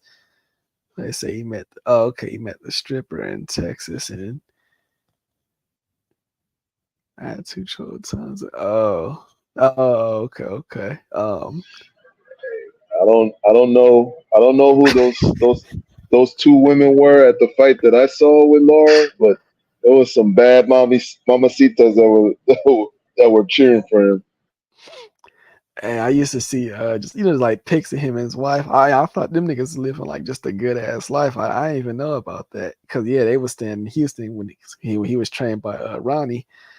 Um, shit, I wouldn't I wouldn't even have thought that. I know, yeah, they got some kids and everything too. Uh, damn, I ain't even know none of that shit. He said, Oh yeah, never. Oh yeah, that's the only fucking thing. Like Clottey, he was that nigga. He just didn't have that clutch gene. I mean, it seemed like this era, them motherfuckers, they always find a way to like they just not gonna get the win. At the end of the day, that's the only fucking thing. And yeah, I like Claudia a lot, but it's like them big fights, like some always happen. This nigga fuck up his hand against Antonio Margarito after he was whipping his ass for like the first 5 rounds. Fuck up his hand, he can't throw no punches. All he could do is defend. He lose that fight. What else did Claudia do? I'm trying to see. Yeah, he did beat he made Zab quit. That's what I did like. Um so yeah, he didn't fuck up in that one. But yeah, that fucking yeah. I mean the Cotto fight, this one, like he like that flash knockdown, even that fight, if he could have like pressed the yeah, he did fuck up in this Cotto fight. Cause I remember it was like 2 different rounds in the fight. This nigga just basically sat in the fucking corner and let Cotto just throw more punches. And then after Cotto would get done throwing a combo, that nigga he'd walk out the corner basically like, oh, like none of them punches hit me. I'm like, yeah, you dumb nigga. But how you think it looked for the judges?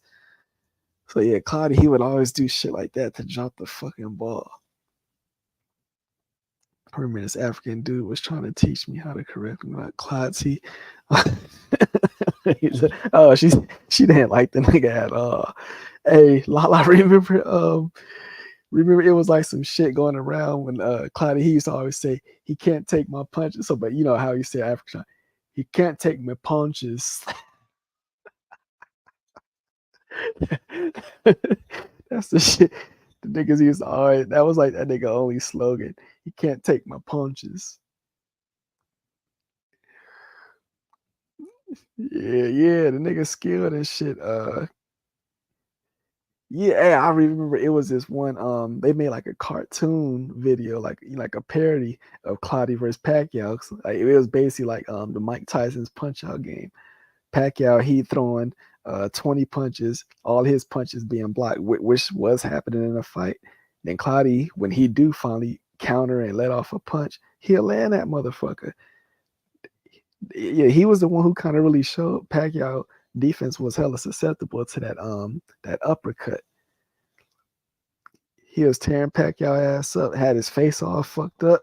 You like, damn, nigga, you just didn't let your hands go. Fucking Cloudy, and then they got kicked off HBO. Basically let go by Top Rank. Next thing you know, that nigga fought on for like 7 more years, just fighting these fucking, these cards in Africa. Like you just never heard of them again. Fuck this career up. And I think that's what happens to a guy who's dangerous, and we don't want him to beat one of our prominent fighters Yeah. to where we can't make no money off of him. That's kind of like I felt like what happened to Otto Wallin a little bit. He almost end up fucking up the bag. Because think about it, he should have won that fight based upon the way Tyson Fury's eye was. Hey, and see, now I look at after Clottey came Rigondeaux, and see now fortunately Rigondeaux, he was even a better fighter, so you just couldn't get him up out of there. But I always felt like, and he was with Top Rank as well. I always felt like Rigondeaux was gonna have the same fate because I seen how they did Clottey. Luckily Rigondeaux was good enough where he beat Nonito ass. He kept winning, but yeah, I didn't seen this type of treatment before. Especially you talking about a nigga with no fucking fan base. I mean, Clottey, yeah, he can speak English, but like fuck, man. Got his whole career fucked up. that nigga, he was doing an interview on the African channel talking about he ate it's the mofongo that he ate that gave him diarrhea and he couldn't perform properly. Oh, come on, man. He said he had the runs. Shit. That sound like that dude, Derek Lewis. He hit me in the stomach. I almost boo-booed. Yeah, dumb nigga. Tricking off full time and OnlyFans. Oh yeah, I see that. I forgot about that shit. Hey, you heard about this shit where with the Joe Smith, the retired basketball player who played for the Timberwolves, like he ended up just. You heard about that shit? Yeah, I heard about his wife. He caught his wife doing OnlyFans. And they got into an argument while she was live on her social media page. She talking about my body, my choice. Like, bro, how did you not know? How did you allow yourself to get caught up in that? Yo, for me, what I mean, I can't speak on it, but what would have had me hot is it was like her response video she made. Nigga, she was trying to be nice, but nigga, she talking about like we almost lost our house because of him. He has depression and she's like, so I have to, get up and do my thing and make money like I knew how to do before I met him. I said, oh yeah, this bitch, she don't got no respect for him. Bruh, she that was apparent by her doing her OnlyFans. She ain't have no respect. Shit. Like, bro, what if you don't have the respect from your woman? That shit is dead, bro. The moment that your woman openly disrespects you in public, in front of people, in your face, in private, that shit ain't gonna work out for you, bro. Just cut your losses. Yeah. Like that and her response, like I said, oh yeah. She just don't got that no type of respect for that nigga. He said, yeah, but them fights told him like never trust an African. And unfortunately, that's the rule of thumb. I'm sorry, but that's the rule of thumb. The motherfuckers, they will drop the ball. I mean, if y'all remember, I seen that one fight, Joseph Beck over his Abner Mares. That nigga was doing good against Mares, just that his only mistake, he kept complaining about the low blows, which they was low, but I'm like nigga, you stopping from like fighting while the action's still going on just to complain to the ref. That's what's like getting you fucked up and having you lose these rounds. I'm like, yeah, that nigga lost.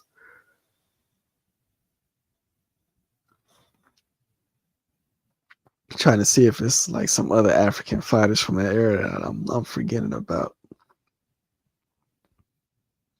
But yeah, that's Cloudy. That nigga don't got no clutch gene.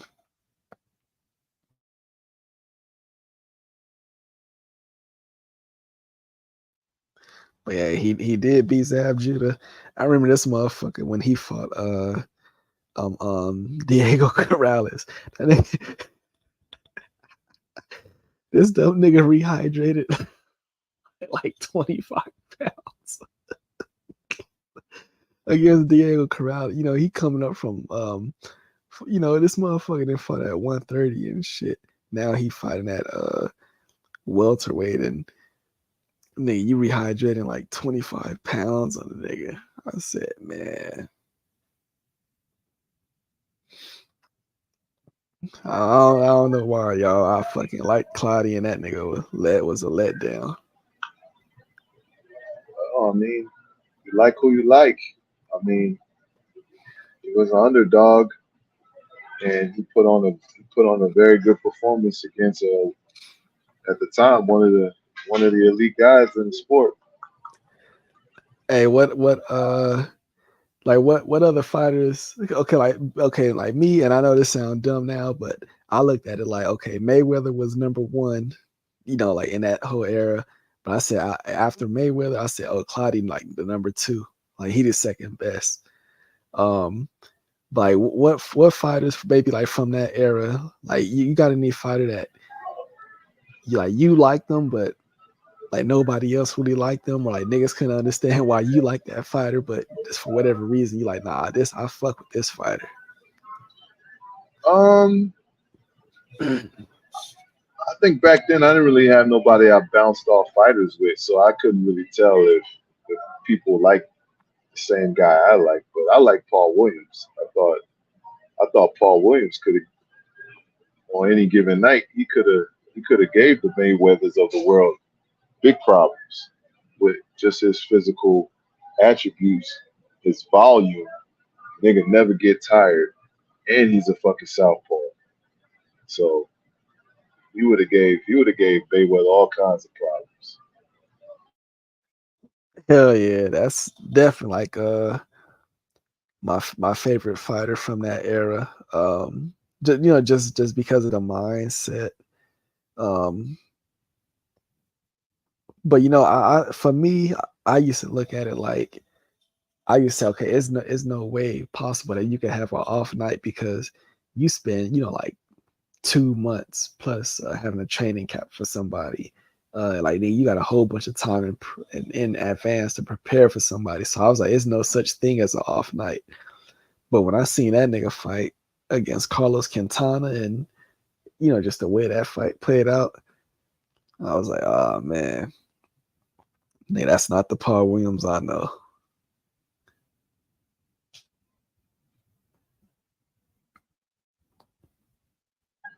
Yeah, the Paul Williams at 147 was a big problem, man. Big problem. We just never seen a guy that tall have that much volume and output and constant pressure he put on you. It was just always there, not letting you, giving you room to breathe. A much better version of Fundora. Yeah, but he more active than Fundora. Yeah, that's why I said a much better version of Fundora.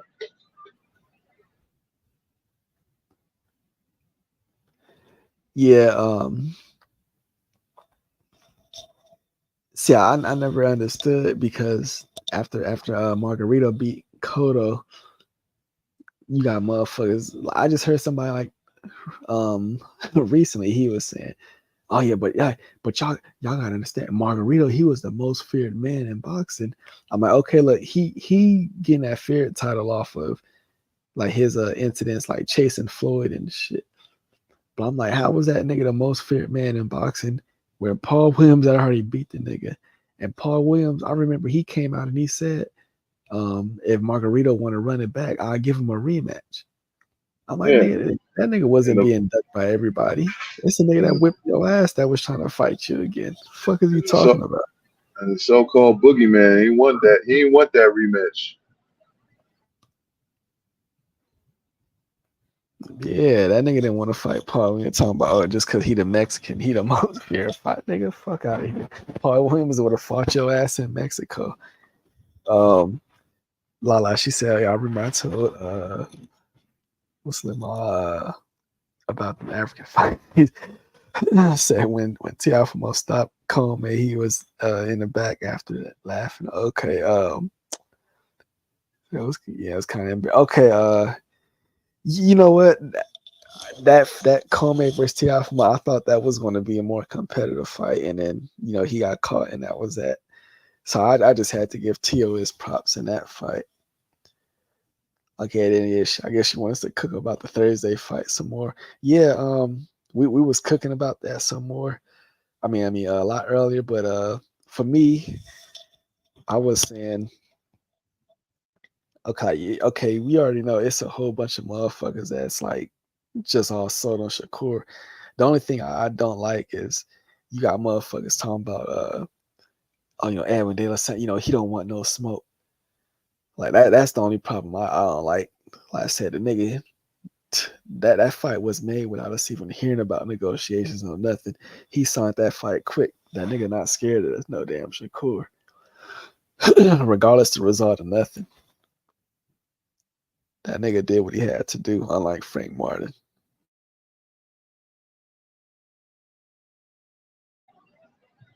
Yeah, that's something we touched on earlier. The build up to the fight was great.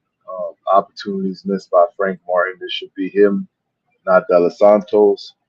But you got a guy from the Dominican Republic who's basically betting on himself, and he made this fight possible. It was great as far as promotions.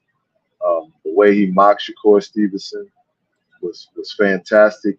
The press conference today, um, he was this guy is definitely rising to the occasion now. From a promotional standpoint, now we just need to see him execute in the ring, and if he does, man, he's going to turn the boxing world on his head.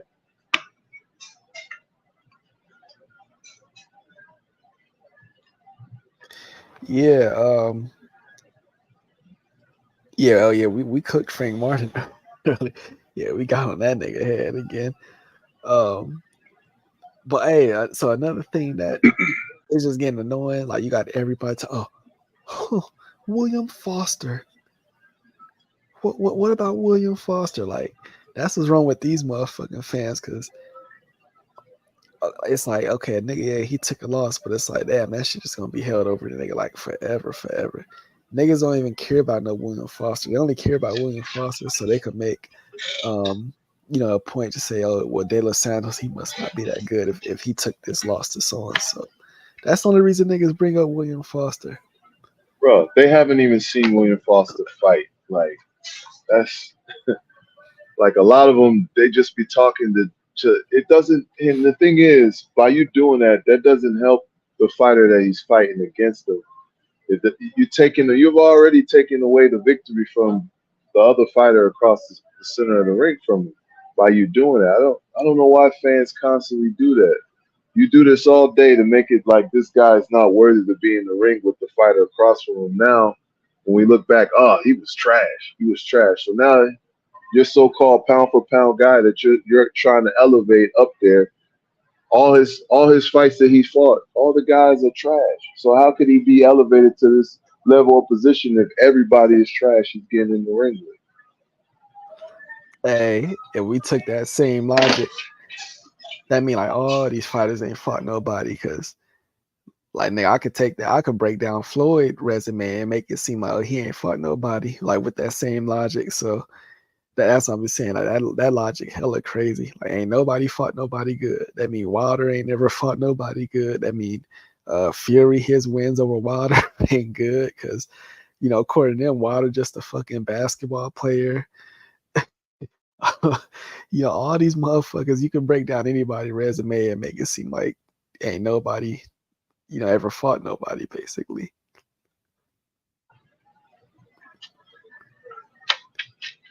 That's what I'm saying. Somebody got to fight somebody in order to be somebody. But apparently nobody fighting nobody. But yet this guy is the top of the sport.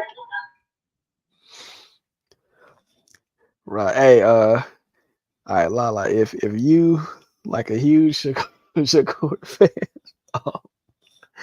you, you need to go subscribe to H Money Boxing ASAP. Because you are fitting real good over there. Hey, Shakur is a hot commodity over there on that channel. I promise you. You need to go subscribe to that channel ASAP. Hey, nobody fucking with my boy Shakur. yeah, nigga, bitch ass. Devin Haney. Hey, my fighter Shakur, he hopped in the ring. Devin Haney hopped out the ring. Them niggas ran, him and Bill, nigga. Hey, even Floyd Mayweather said that offer was some bullshit. Yeah, Lala, you need to go sub that channel ASAP. If you like Shakur, you gonna love that channel. The niggas turned on Bill Haney. Or if you just like a bunch of grown ass men cursing each other out at the top of their lungs for their favorite fighter, that's the channel you want to go to. Yeah, this is true, Lala. Even he ain't gonna tell you, but yeah, the truth is, so H Money, that's like, he'd been like the Devin Haney fanboy channel forever, but only Bill would ever like go on this channel. Like Devin would never go over there and interview. So basically he just got tired because he kept seeing Devin, doing interviews with 78 and BFTB, people that H Money don't get along with. So yeah, he just got tired of it eventually, and yeah, he he turned on them niggas.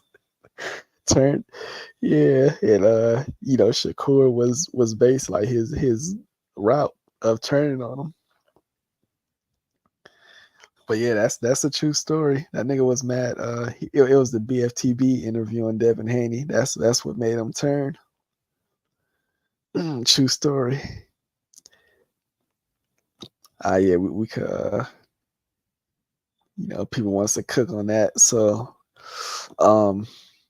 yeah, we could get into this one. And this the Crawford Spence shit. So this the interesting part about that. It's not we not 100%, like nobody's 100% clear if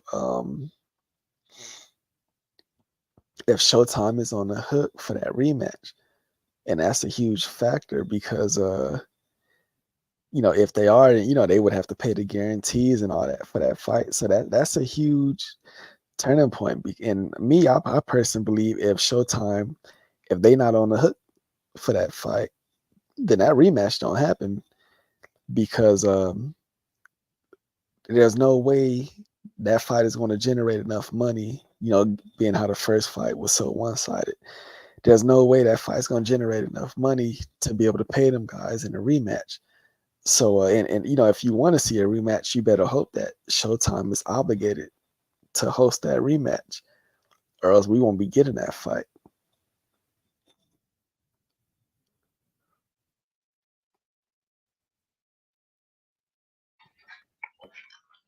Yeah, I don't think we've spoken on the whole stripping of the title. I don't know if you want to touch on that.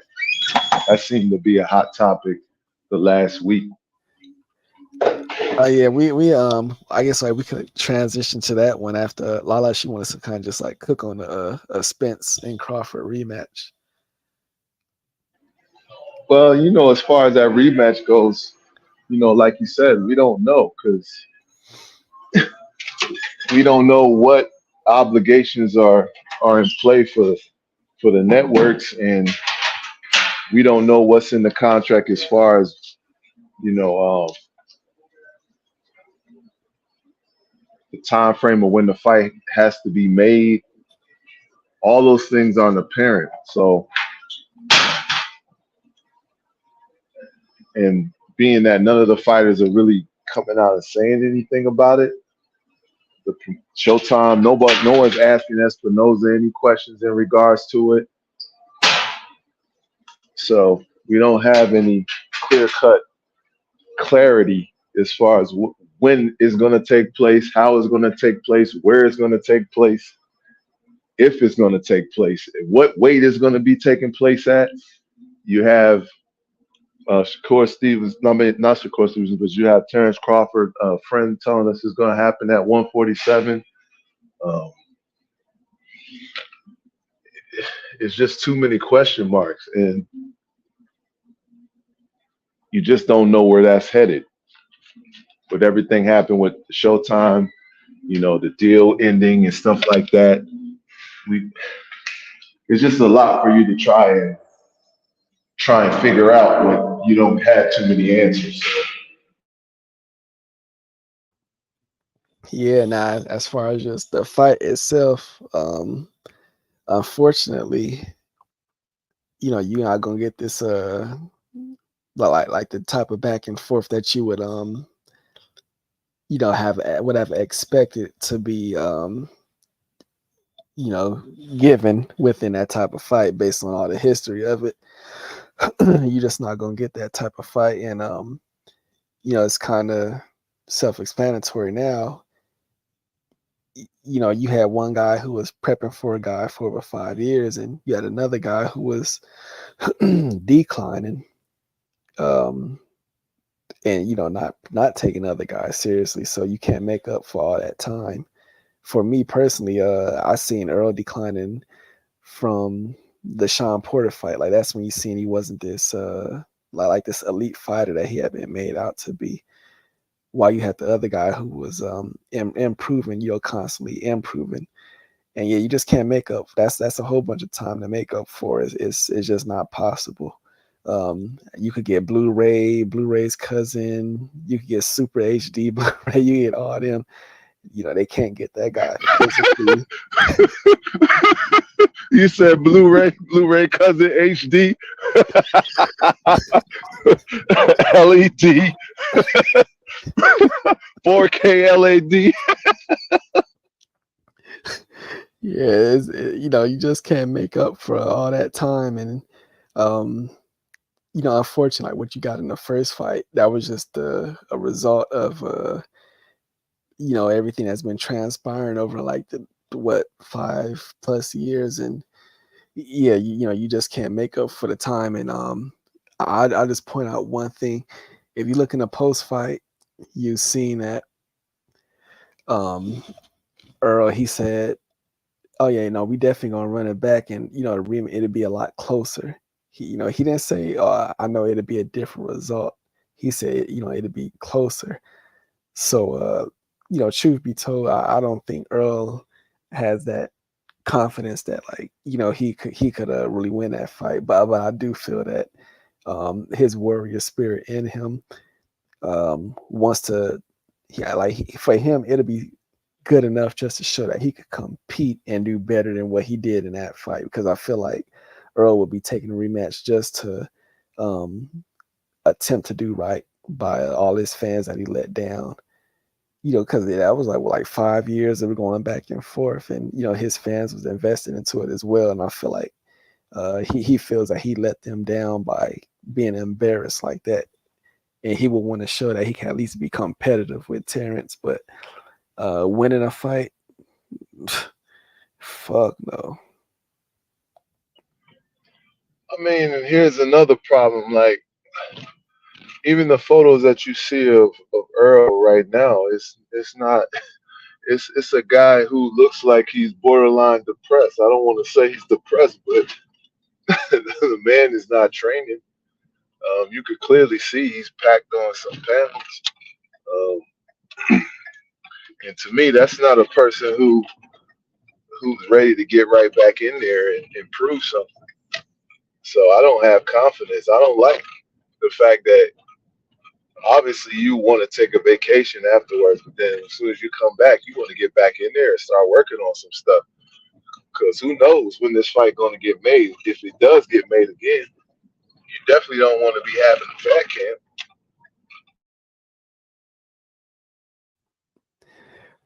Yeah, yes, it's I just don't see it. I mean, you can't teach you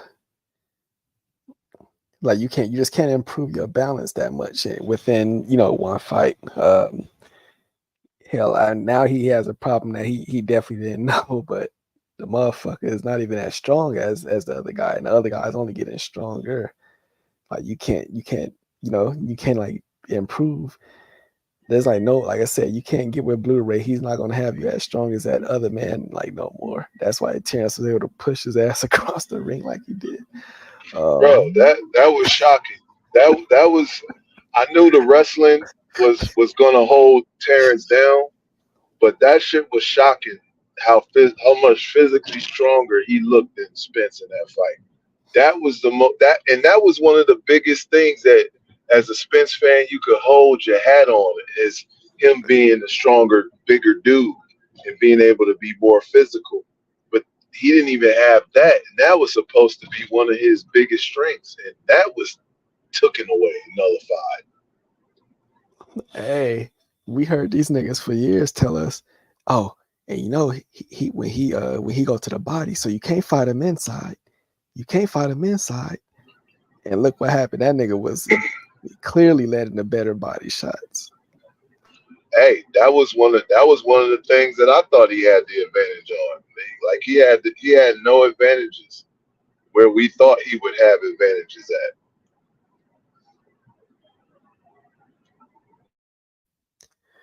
Yeah, and okay. I heard something that Gary Antoine. I heard that he turned down a fight against Subriel Matias, but I don't know about that shit. But as far as like seeing a fight Yeah. with them, I mean that's some more smoke. That Hey, another fight that I'd be hella hey, interested in. hey, that ain't a fight you want to take coming off no layoff. You don't take no fight with no Sabrina Matias. Like Man, I seen that up close and personal. You don't want that. You don't want them kind of problems coming off no layoff, bro. hey, He's already training at 7,000 freaking you know above sea level in Mexico City. That's all he does is train at that altitude. The man is a freaking machine. He's coming and he doesn't stop. And he can punch. He welcomes all the drama that you try to bring to him in the fight. He welcomes that. So if Antoine comes in there and he want to get busy, Matthias is definitely that Huckleberry. hey, you said you don't want no problems when them come off the layoff, nigga. You don't want no problems with no Mateus. Period. That's the type of motherfucker you only fight. If you got to. This nigga training in Mexico City. They like what close to like 7,000 feet elevation. Yeah, and the motherfucker has killed somebody already. I mean, do I need to say anymore? Look, my thing with Gary is like because I like him a lot also, but one thing I see, it's easy to hit. It's kind of easy to hit him because he can stay on that center line. That's one thing I see about him. And then two, I just don't know. Like I said, it's a different type of beast. This is a dude like Matias who he warm up, and then when he get into a gear, like he could stay in that gear the whole 12 rounds. I don't know if Gary is that endured. Like I don't know if his body is that physically endured to take that type of a fight. I just don't know. Bro, Um, you gotta be in the best shape of uh, your life and then some, just to keep that kind of pace, bro. And nobody's been able to keep up with him and last more than 5-6 rounds. I mean, he's been dismantling everybody who's got in the ring with him, trying to go with him. look, I'm just gonna tell you like this. It's okay. It's nothing Gary could do right now, like to get on the equivalent of Matias as far as his conditioning, because he's been training in Mexico City for a while. Um, it would take Gary some years just to catch up to Matias as far as like conditioning. So that's a dangerous ass fight for him. I'm not saying he turned it down. I'm not saying he's scared. Could he pull out a win? I don't know. I'm just saying I don't see how he would pull out a win. That's a tough ass fucking fight. I would He never be would signing up to fight he him. would he would have to be willing to fight using angles, um, standing his ground sometimes and moving. But if he just stands right in front of Matthias and bang, I don't know if he comes out on the right side of that. Shit, me neither. That's why. Yeah, nigga, that's not the fight you go looking for. I'd rather fight. I think I'd rather fight Sebastian like Fandora. Uh, yeah, it's a whole bunch of motherfuckers I'd rather fight before I go fight Matthias. Another motherfucker I wouldn't be signing up to fight is that goddamn William Zepeda. That's another motherfucker who trained in Mexico City throwing all them damn punches. Hey man, them boys, it hit different when you hear a fighter training out of Mexico City and they could punch. Yo. Hey, because if y'all seen his last fight, that nigga, well, I forgot old boy named Argentina. He was hitting Matias with all type of shit. I And was at that fight. And that's not even his regular style of fighting. Like he likes to utilize his jab and fight off the back foot. You know what I'm saying? And use his reach. He came in from the rip, trying to have you know what I'm saying, try to bring the fight to Matias. I was shocked. I was like, oh. And we didn't sit down for as long as the fight lasts. We did not fucking sit down, bro. shit. Hey, you know how like okay, I was like I was at the point where I was getting nervous. Where I'm like, hey, did this motherfucker, come in here just like, completely distracted and not trained because like he wasn't warming up after, and it's like what the fourth round, I think that's when he started going, and I'm like, oh damn, this nigga did it again, and he started putting a whipping on. He beat the fight out of him. Bro, he came to fight, bro. He was game. That motherfucker did not make it out of his corner. That he did not make it out to the next round, bro. Yeah, he beat like the fight because that dude, he knew that. He seen Mattel like, oh, this some shit I ain't never came in. This like going against a fucking machine that just had to warm up. Nigga, you got like what 9 more rounds of this shit, 8 more rounds. Fuck no. And this nigga and his work rate about to go up. Hell no. That's a dangerous ass fight. I mean, the only saving grace fighters have right now at 140 fighting the Matias is his feet. His feet are terrible. He has to be set in order to hit you. But if he can improve upon his footwork, uh, I'm not picking him to lose against anybody at 140. Fuck no, that nigga's a If you beast. if you can't use angles against him, you're not beating him. Yeah, that's that nigga punching like Baturbayev, power in both hands, but he just got endurance. He could take it. That nigga could take a whole bunch of punishment. Yeah, that's a dangerous ass fighter. Hey, they talking about just the Bud and Earl, like the whole strength factor more. Yeah, man, like yeah, once it's like such a gap between, two is just like trust me, it's like the gap between them two right now, it's gonna take like years to even, possibly close that gap.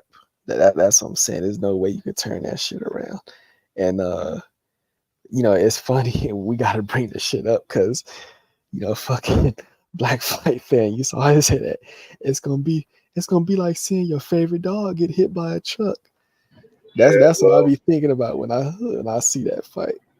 well, it played out exactly how he said, just not the fighter he thought it was going to happen to. And at the end of the day, as we can see, he's no longer talking about the sport of boxing. So, That nigga quit his whole channel.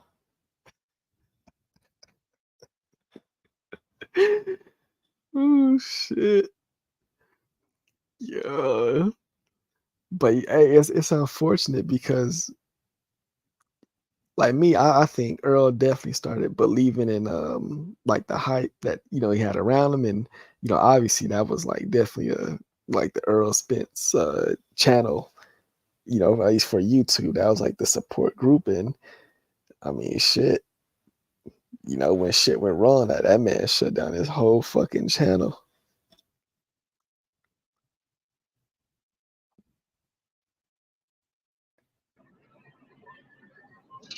yeah, it's no longer on the air calling other black people apes and fucking monkeys. So,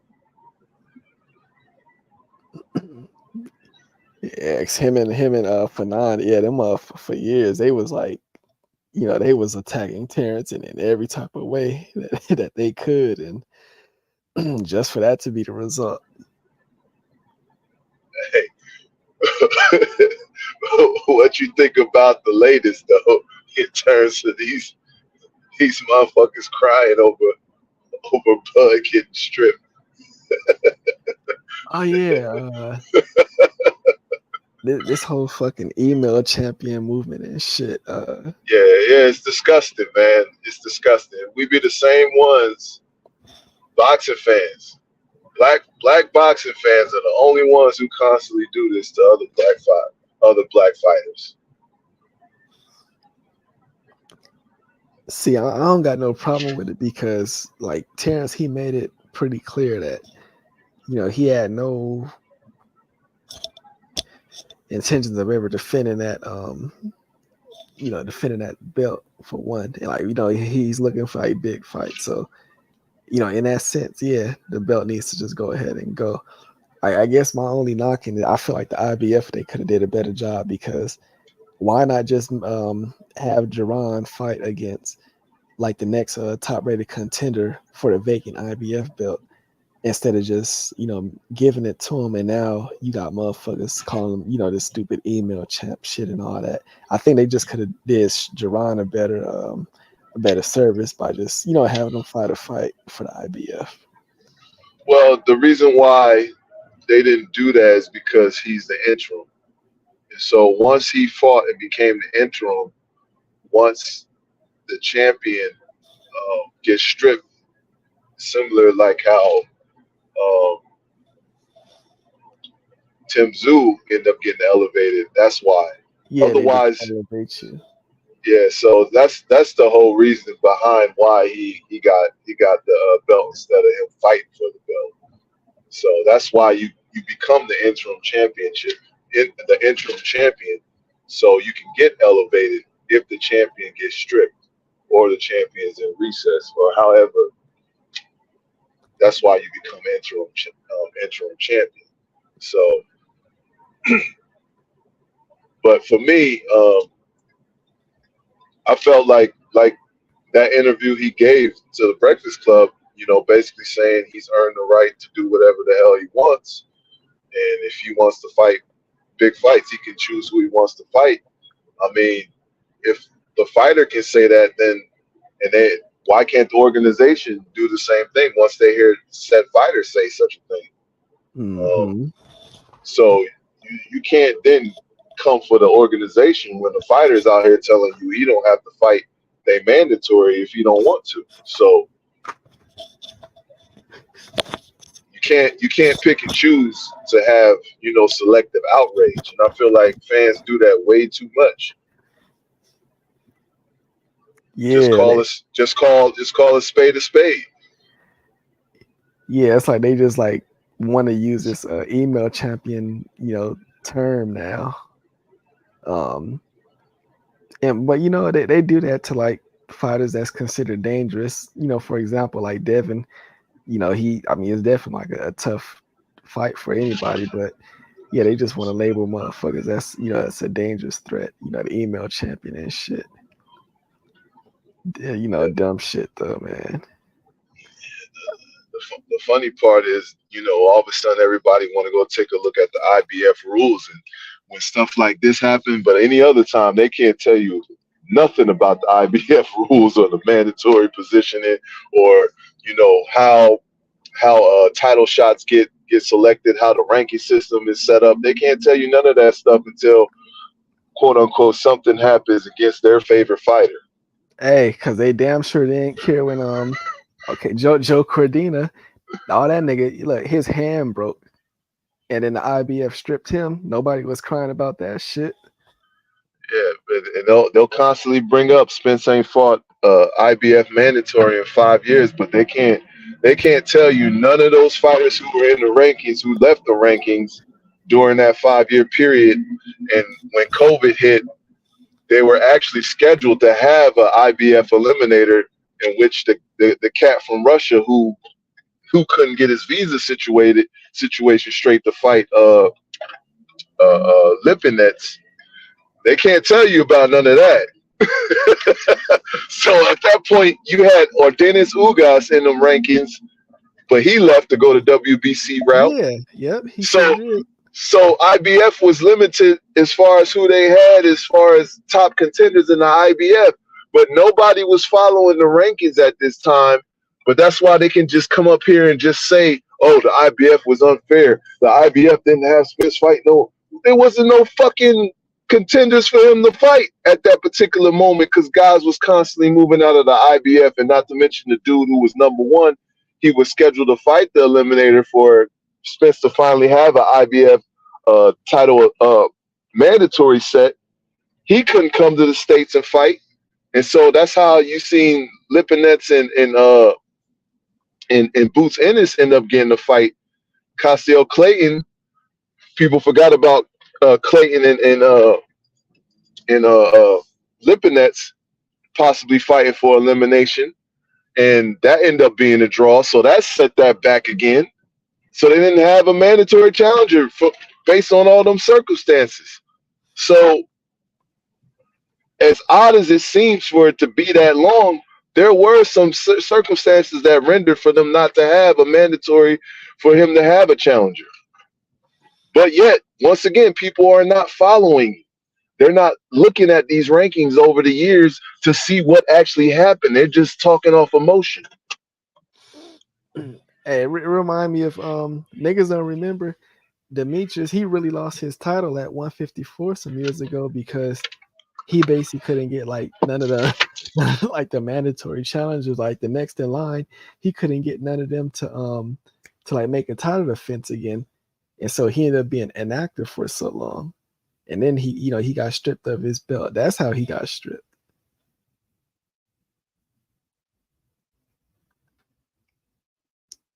Oh yeah, KH said, yeah, I never made the connection. That's yeah. He shut his channel down after that Spence loss. On just side note for fun, you got Focus Ball and Ill Will. They still making videos about Terrence cheated and the gloves, and he working with Victor Conte on steroids, and if Crawford in the next level of Bloodgate, they just transferred it over to him. a Focus Ball, he did this video. He was like talking about like some shit like okay, the Jamaicans they was fighting against slavery, and then Queen Nani was the leader, and then she was infiltrated by one of her own soldiers, and then somehow some way he made the shit connect, whatever, Jamaican slavery history and rebellions and shit. He made that shit connect to Crawford cheating Spence and cheating with gloves and shit. Then they start talking about the Illuminati shit.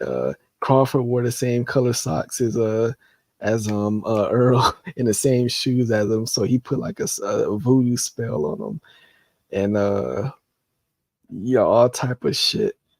Crawford is he's friends with Top Rank. Top Rank got Fury. Fury they connected to the Canahans. So yeah, they got dealings with the Canahans also. So it's all types of Illuminati conspiracy shit. Then that's why Crawford won.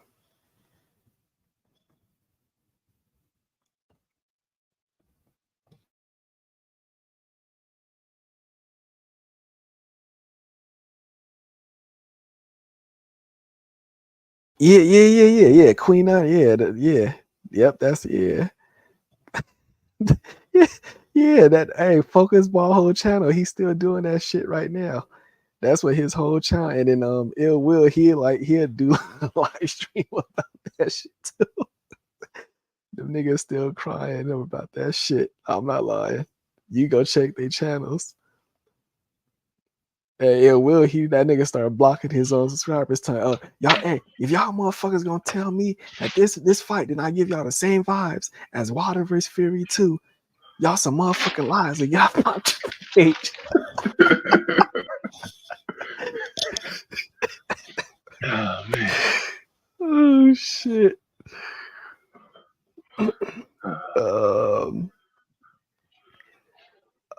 Okay, yeah, it's about yeah, just like young niggas ain't really fucking with titles like that anymore.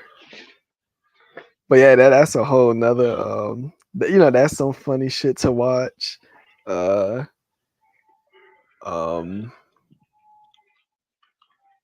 What else? What else?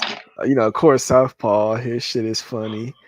Oh, But at least like, yeah, Southpaw, Southpaw is the best. He's the best troll in the game, bro. Hands down. Like anybody who crosses who crosses the line, they can get it. yeah, that nigga's funny. I think it's like just because it is this fight, Thursday. That's I've been like fucking with the H Money channel, just listening. Like them niggas be going hard on my mama. They got Dominican niggas they got Dominicans that's like hopping on the panels and defending De Los Santos. They call them niggas all types of bitches. Fuck you. Hey, let's meet up and fight. Uh, oh man, them niggas going hard. And they live right now. Them niggas live right now. Hey, they average about 10 hours a day, bro. Yeah. I might have to go to Lala like in her comments and drop some timestamps, just like some of the funny ass shit them niggas be getting Uh, into. uh, nah, Lala be selective about what you can put in her comment section.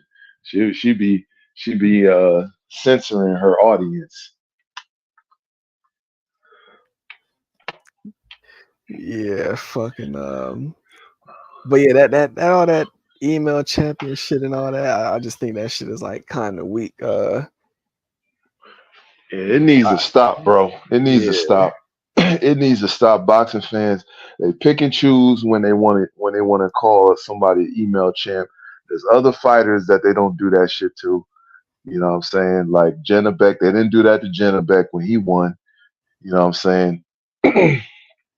They didn't do that to him. There's a couple other fighters who got the belt that way. They haven't done it to. That's not black, but there's always a black fighter they want to do it to try to diminish him, as if to say he's not worthy. But he put himself in a position to be able to be elevated as champion. They didn't do it when Tim Tszyu. They didn't call him an email champ. You know what I'm saying? Nobody was sitting here, all bent out of shape because Jamel Charlo got stripped and he ended up getting stripped the same night he ended up challenging for undisputed at another weight class. Nobody got bent out of shape for that, but yet they get bent out of shape because Bud Crawford gets stripped and he's on record saying that he ain't got to fight is mandatory. He can do whatever the fuck he want.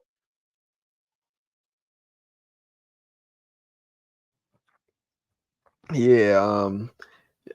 Plenty of times in the past, this shit and went the same way before. It's just ever since that term email champion came out, now it's like motherfuckers want to use it. But like you said, they didn't say that shit about Tim Tszyu, so I really don't pay that shit no mind anyways, cause it ain't like like shit, like it ain't like you can go grab too many fighters and say, oh, well, Jerron, he can't beat him, or he don't. Shit, like who can you really go grab and say, oh, he running from or whatever.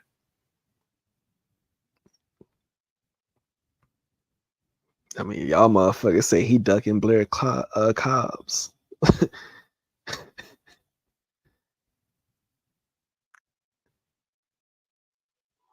Man, nobody in their right mind think Blair Cobbs is gonna pull off an upset against fucking Jerron Ennis, man. Yeah.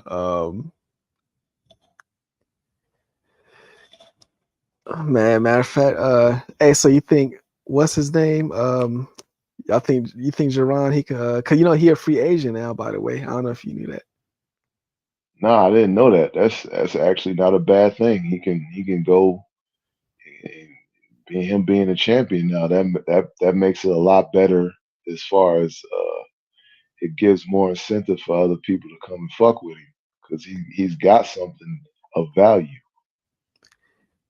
Yeah, he got a belt. He not fucking with he not restricted to what's his name Cameron Duncan anymore. So he got shit to me, yeah. Like he being a free agent. Obviously Showtime is gone, so Like shit, I mean, he could go fuck with Top Rank, if they got something for him, or um, the zone, like whoever want to fuck with him. Gotta It's be it gotta be the right situation, and they gotta keep trying to utilize that buzz he got in Atlantic City. You know what I'm saying? That's another attractive aspect to him that most people is sleeping on. But that is a place that if you could revive that area, you could get site fees and stuff for hosting fights there. You can get them to pay for the fights instead of that coming out of the budget. So that's another plus that he has in his favor. Yeah, because I feel somebody like him and Shakur, they might only be they might it's probably best for them to only fight in AC right now. I don't know why this fight is in Vegas, but yeah, it would be good for them to fight in AC. You got you got Jersey, you got the tri-state area. You even have, you'll have people from like the Baltimore areas, they'll come in like travel to see those guys. Those guys, they would be good if they just stayed in those regions and got their names up. Yeah, that's a good area. Unfortunately, it's looking like that whole your area. I don't know what you think is that's gonna be like the end of the fights in Minneapolis or what. I just don't know, bro. I have no clue. The only thing I could do is try and call, the venue and see, what I don't know how much information they can give out or if they even know, but that's something I could definitely call and find out and get some information on. But as of now, I have no idea. See, I would think like they would still be open to having boxing instead. It's just about like what promoter would also when it come to Minneapolis still and just continue on. I think it would just be about that because I heard Morrell next fight. I heard he's gonna be headlining a card in Minneapolis Yeah, but when? in December, but man, that's right around the corner. So I don't know. See, see, I can go check, but I haven't seen anything. But then again, I could always hop on my what's the name and check and see. Because I've been looking and I haven't seen nothing. Maybe they might have just posted that. Did Ronnie talk about that? Nah, I read that somewhere recently. I heard that, yeah, or I might have heard from Rick Lacer. um, I think that was it, or one of them boys. But yeah, I heard that he's gonna be headlining Carter. But I'm like December, that's a very short time frame from now. It's like no, obviously little promotion and stuff. But Yeah. yeah, that, You that think that would be my only scare. It's like I would think, it might be it might just be a while before you see another card in Minneapolis. Um, I hope that's not the end of it totally, but it just might be some time before you see another one. I do too because, like I said, I've seen some really good fights at that venue. Um, I got to see Fulton. I got to see Fedora early on. I got to see um, I got to see Matias recently. Uh, who else did I get to see? I got to see Joseph Adore against when he fought. Man, what's the dude name, man? Not the The the one the who trained with Freddie Roach. not The one for Elvis the one. Rodriguez. Yeah, Rodriguez. I got to see Rodriguez. That's another nigga I Uh, really don't like. yeah, and also got to see what's the guy name, man? I got to see Morrell also. But yeah, man, I've got to see quite a few fighters come through there, man. Some good fights cracked off, and the crowds are always live, and it's a good intimate venue. You get close and up personal with a lot of these fighters, especially when they do their ring walk. You know, It's just a good atmosphere, man. So I would hate to see it go away. Uh, something I used to always look forward to. I didn't get to catch Tim Zoo when he came in and fought and had a lackluster performance. I didn't get to see him when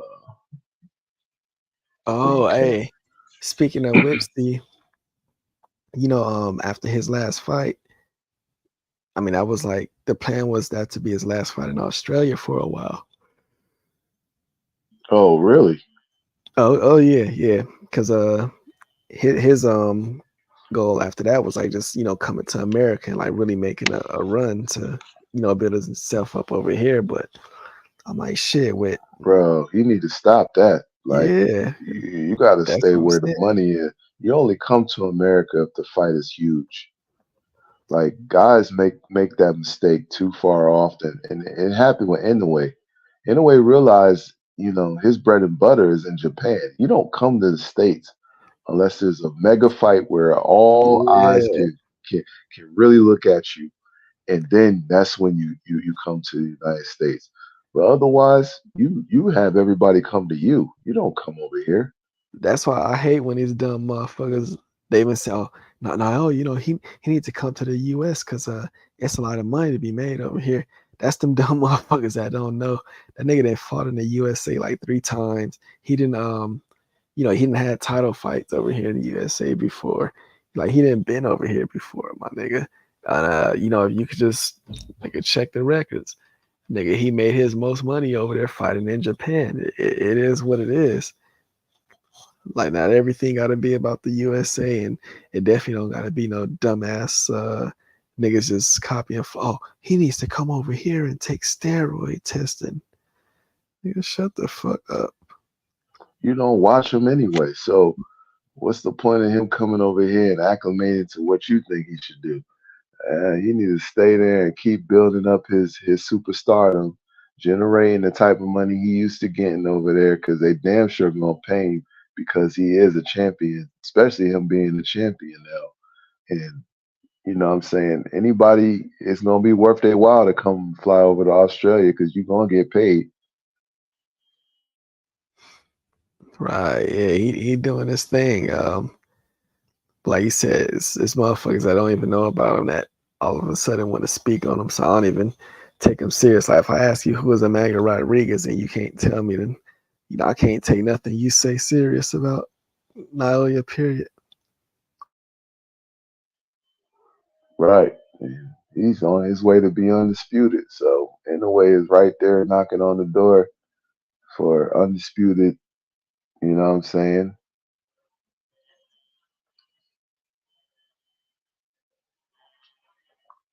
Yeah. Yeah. He doing this thing, and he got his he got his next fight already lined up, anyways. So yeah, he's straight. Yeah. Get that Hey, out the way. You move up again and I can see him and my boy getting it on. what you think about this? Because I just seen so Michaela, she moving up like 2 weight classes. No. She moving up too, and then she gonna meet up with not Natasha Jonas at 147. Ooh, it's a tall order.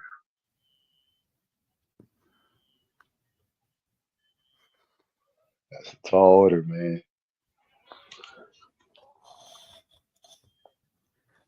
It might be too big. She might have bit off more than she could chew. Yeah, like truthfully, like me watching her, ever since she's moved up, after that Alicia Baumgartner fight, like she's moved up, but she ain't been. I don't feel like she's improving. I just feel like she probably just like more comfortable. Not having to make 130 anymore. But I'm not seeing no improvements in her game. And I don't know, like a woman that's already, already wasn't punching hard. Now it's like the idea of her moving up to 147. I just don't like the idea of it. But um shit, it's not like I've been so impressed with Natasha Jonas much either as of late. So I don't even know how to feel about this fight. I mean, it's a fight she can win, but I don't know.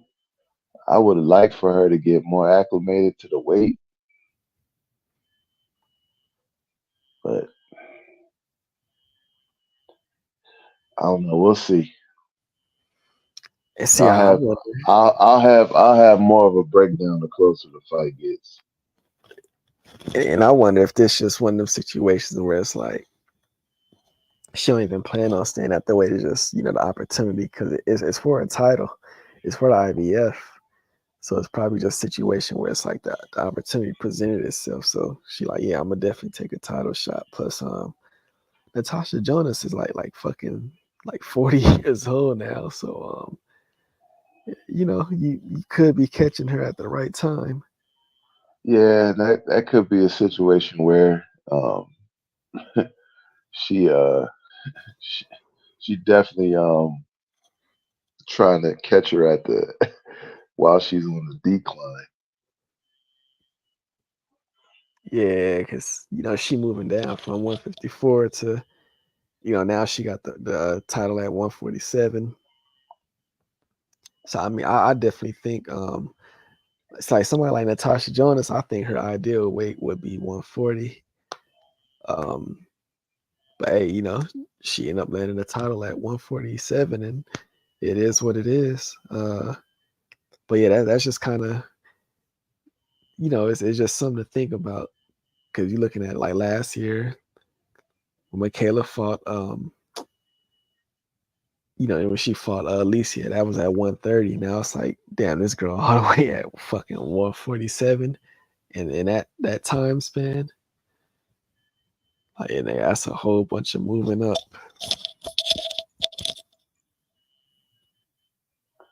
Yeah, that's just somebody who's not settling in on where she wants to make her mark going forward. So, like you said, who knows if she's going to stay there. Yeah, because first, according to her, it was I'm moving up. I'm chasing Katie Taylor. Like, damn, nigga, you didn't pass Katie Taylor, all right. You going Yeah, up a division even higher. well, I mean, she ain't getting that Katie Taylor fight, so I guess she looking at it like I got to put myself in a position for a Katie Taylor to even look my way. Yeah, I don't know what Katie Taylor gonna do after she coming off her second loss. Yeah, I mean, at that point, she gonna have some soul searching to do because she definitely gonna lose the second fight. Yeah, because okay, you can't. I mean, it's not like okay, you can move up. So it's like yeah, you go back down to 135, but then I mean, you got two options. You got Amanda Serrano, Serrano. You still got her, and then you got Alicia, but like it's like you don't know how long you're gonna be waiting on Alicia if she's even gonna be available. So shit, I could see her doing the Serrano fight again because the people are still going to clamor for that fight. yeah. I could definitely see that, and I think that's way more realistic because, like I said, I don't know how like if Alicia was to get suspended, I don't know how long that suspension would be. Um, I so yeah, just, I I, would think that Serrano. yeah, I think Alicia she just killed her way out of that fight. Like, I think Serrano got momentum. Serrano just fought the first 3 minute women's fight.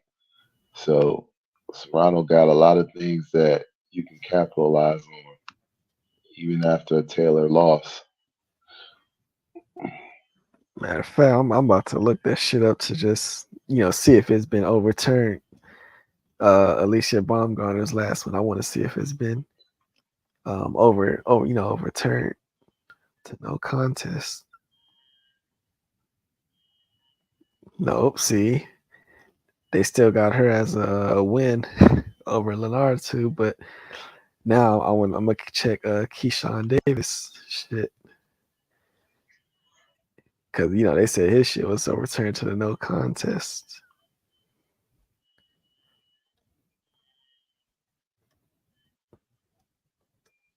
Hey, what you think about fucking Jarrett? That nigga, hey, that nigga was riding. That nigga was out there on one. Who? Jared Anderson. Oh, Jared Anderson. Yeah, that nigga was on. When that nigga got caught, got pulled over and arrested. I didn't see it, but just the idea of I think I kind of spoke on it last week. Um, I hope I hope he gets himself together because it to me it looks like some of the things that he's carrying is weighing on him. It looks like it may be too much for him to shoulder. Um, it's difficult for you to be doing something on the strength of somebody else. It seems like to me that he's walking a path in which it was somebody else's path and it wasn't really his, and he's bearing the weight of it.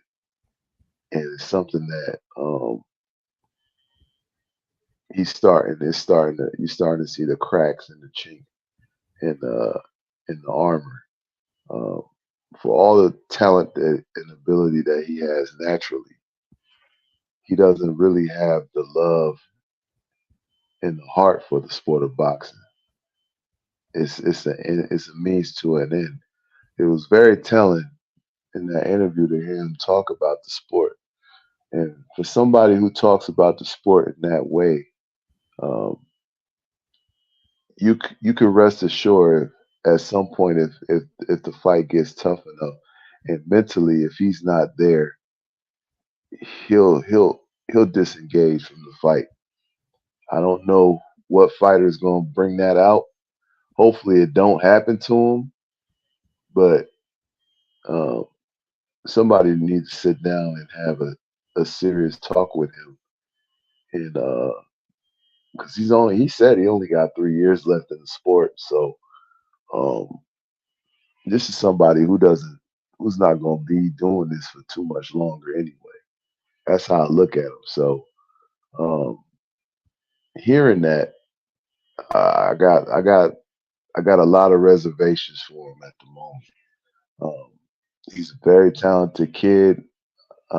He has ability to be a champion, to be one of the top guys as far as American fighters, but there's some underlying things that you just can't ignore.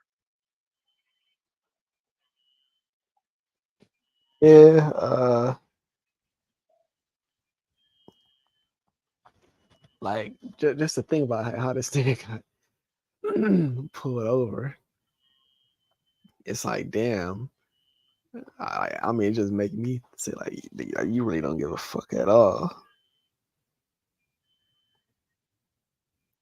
It's like like nigga, nigga, drinking, you was smoking, got the pistol on you, like nigga, you riding like it's like a street nigga, like you don't got no type of awareness of what you got, like how much you risking. So at one, it got me thinking like that, and this might be a nigga who just really like he'll never be able to get it because like you would never make a bonehead move like that. If you understood how much you had at risk. He said the Charles Martin fight really did something. That's crazy because we was looking at like overall that was a successful event. A very tough fight which he was tested, and then um,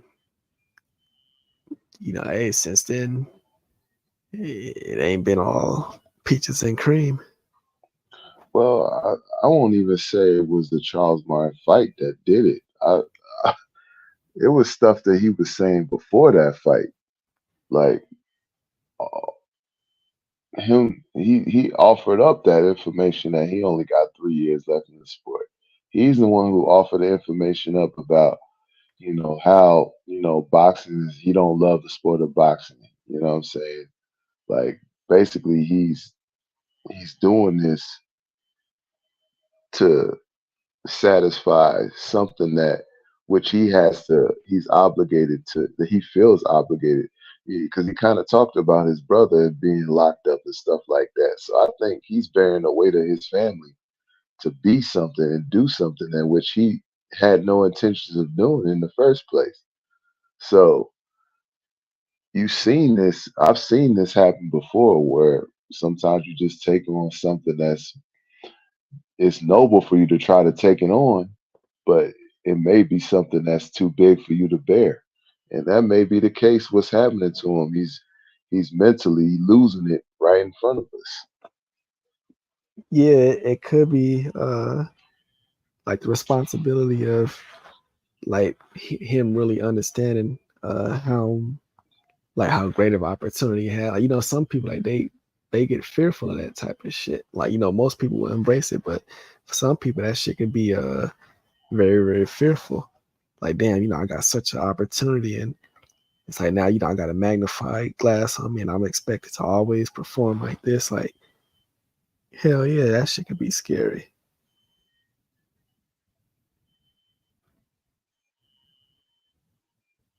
And for me, I got a lot of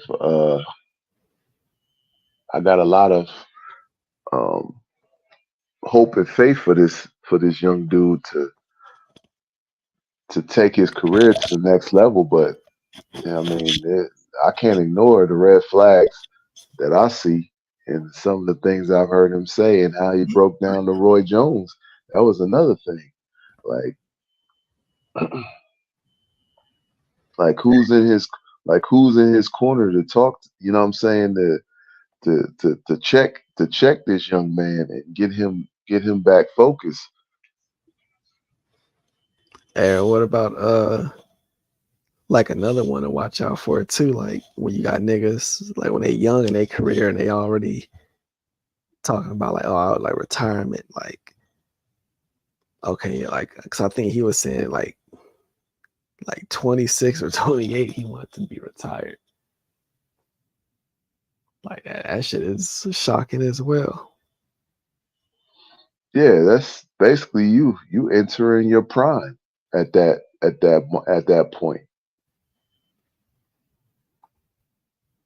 Yeah, it looked like I don't know. It's like motherfuckers like that. I feel like they just like they kind of like map out this boxing shit for them, just like around finances and shit. Like I don't know. Like hey, this might be the motherfucker.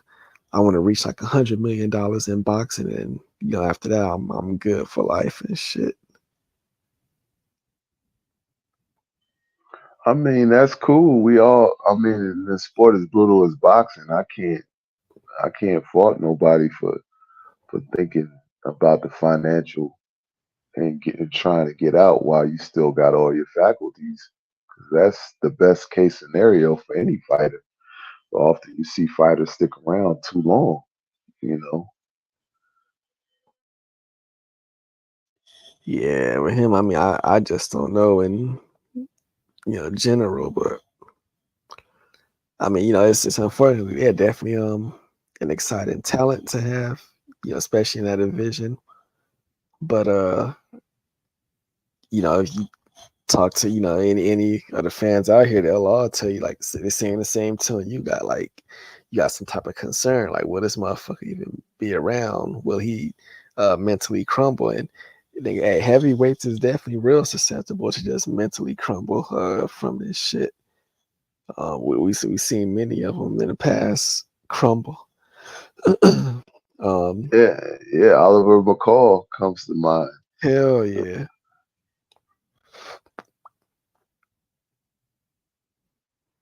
So yeah, you just never know with these dudes. So him, I see like Virgil Ortiz, he got a fight booked at 154. So it seems like he trying to get back right. I know he with what's the name again? Robert Garcia. He's with Robert Garcia again. I like him being with Robert Garcia. Um, Hopefully he doesn't have no setbacks at 154. I know what they were saying about some of the ailments that he suffered. That's no joke, man. And I don't know, depending on how he looks in his fight coming back, I, I I'm worried about this guy's health long term. That's one of the biggest concerns I have for Virgil Ortiz at this point. Yeah, we already know a bunch of motherfuckers. Him Rabda. Some people want to say that's like a symptom of using steroids and shit. So it's definitely he got that out there for. But my knock on him more important than that is because I can't judge that man on that, but it's just the unreliability factor, and then coupled on like who you with. We was talking about it earlier, but nigga, you with Golden Boy, they treated Staniosis like shit when he was having all them fucking delays and shit. So that's even like us fans, like to see a fighter get treated like that, that shit don't even sit well with us. So that's something that stands out for me and is alarming. But anybody, I mean, you could be a fan of anybody, but if they not active or you can't rely on them, then it's so easy to just not be a fan of them because you forget about them. Your favorite group, they don't put out an album. Like, you think you're gonna be a fan of a group? Them niggas go 6 years without putting out an album. Yeah, I mean, basically, he's just gonna be going back to the you're gonna be going back to their old shit, listening into their old stuff, you know. I mean, at some point you gotta drop something fresh. I mean, that's where the last image we got of Virgil is, him beating Alex Rocha. So, I mean, it's been a long time since we've seen him in the ring. I mean, I don't know what version of Virgil Ortiz we're gonna get when he does step in the ring at 154. But I just hope his health isn't the deciding factor. If he has another incident with his health, they really need to consider, you know, his future as far In as fighting. boxing. Yeah, Yeah, really, man. really need to consider that. Hell yeah. I say the same thing. Um, so yeah, Virgil. I'm trying to think who else got like a comeback fighters. Oh, this motherfucking fucking Jamal. Oh yeah, Mr. Charlo. Didn't they have a virtual press conference? Yeah, them niggas talking about like they was like talking about personal shit, but like it had just nothing to do with boxing. I said, man, yeah, them niggas on one. Like, he basically calling David like a fucking like a dumb game banger and shit. You know what? I don't know why I slept on that, man. I slept on that press conference. I know it was going to be some retarded shit being said, especially by both guys. I don't know why I decided to check out. Yeah, that's I don't know, it just got interesting, but now I'm still sticking to it. I mean, I've been saying that motherfucker. I don't even want to get into it all, but I just like didn't believe that Jamal would actually be fighting because yeah, that nigga still mentally he got some work to do. Then you seen I didn't even get a chance to watch it, but you seen um Ronnie Shields, he did his interview with War Week Radio. I caught some of it, but I didn't catch. When it related to Jamel, he wasn't real talkative about Jamel and what how training was going and none of that. Okay, yeah, I didn't get a chance. I'm gonna watch that one later though, or sometime. But shit, so I'm gonna say, yeah, dude, definitely fucking with this Thursday fight. Obviously, niggas gonna watch that for sure. Yeah, Shit, how many fights like this we gonna get on a Thursday? Like people gotta understand, like this is definitely a treat to be getting this type of fight on a Thursday. I was thinking about this shit too. Like, it'd be good to have fights on. Of course, like when Monday night football is not happening, have fights on Mondays. You could do Wednesday. Um, when football is not around Thursdays, I would consider like using those days because you're trying to fight against prime time slots on the weekend, but you constantly going up against other sports. Yeah, you got all the attention when you Yeah, fighting on them type of days. But boxing fans, they so stupid.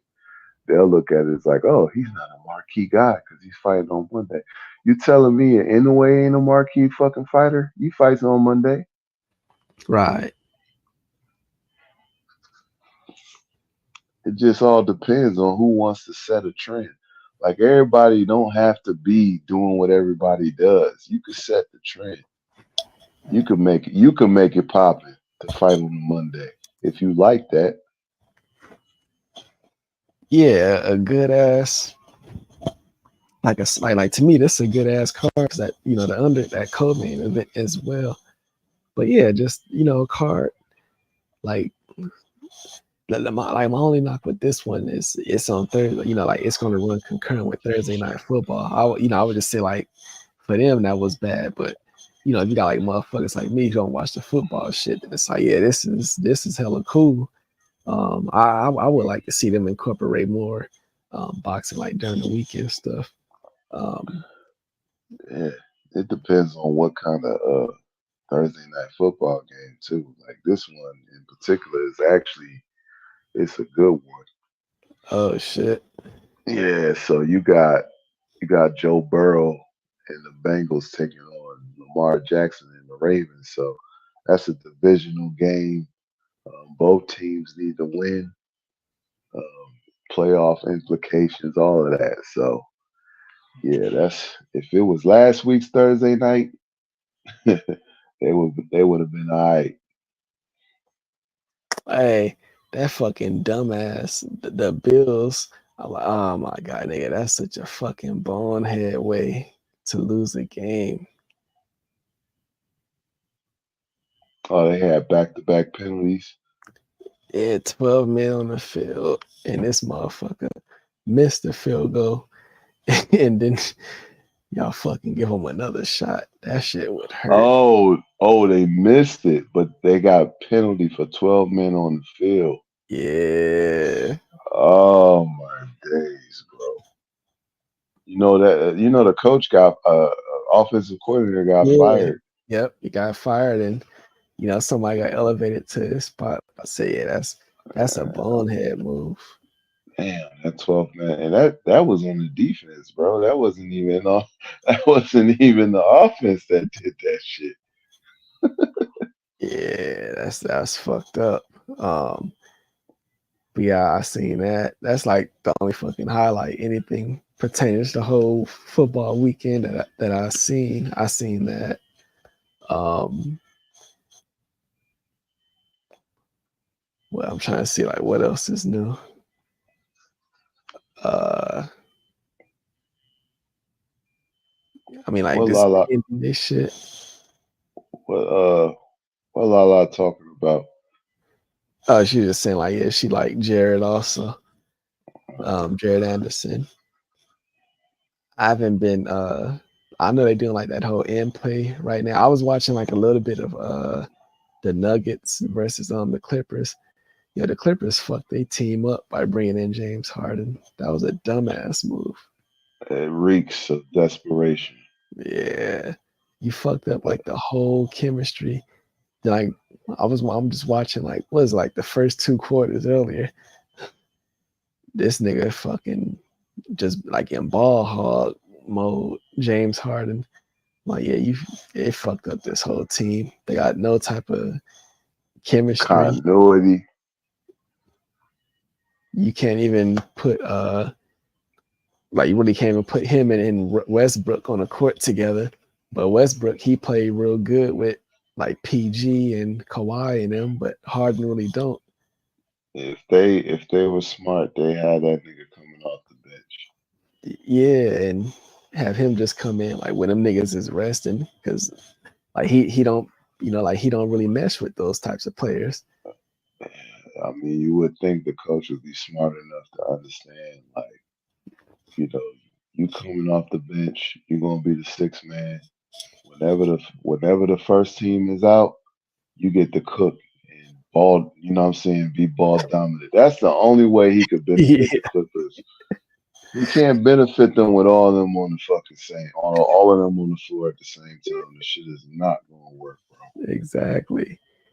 Paul And George need his touches. Kawhi need his touches. You know what I mean? That nigga cannot be ball dominant and he be the focal point. That shit is not gonna work, bro. see, you'd be best off if you run the offense through PG. Um, like the main problem they got, like I said, Westbrook and Harden, like they really can't be on the floor together at the same time. But Westbrook played way better with the rest of the team compared to Harden, so that's what like the main issue is, and um, yeah, it's just not gonna work out, man. I tell you that right now. Then look today. These motherfuckers had Kawhi Leonard. They had a lineup where Kawhi was fucking basically playing center. He was the tallest player. Nigga, they was tearing their ass up. All they had to do, they was just doing what they were supposed to do. They just kept on passing the ball to fucking Joker. That nigga scored Why, like 3 straight buckets. why the hell would they do that? Don't they got Zerbucks or whatever the hell his name Yeah, is? yeah, they went with one of them small ass lineups and For they was what? like, That's fucking stupid. Like right. why? Like why are you going small ball against a team like Denver who got dudes 6'10", 6'9", and fucking 7 foot Jokic?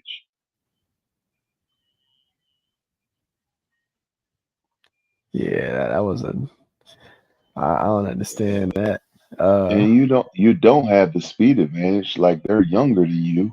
Like you got like you got Murray. All them boys is in they mid to late 20s compared to y'all and y'all.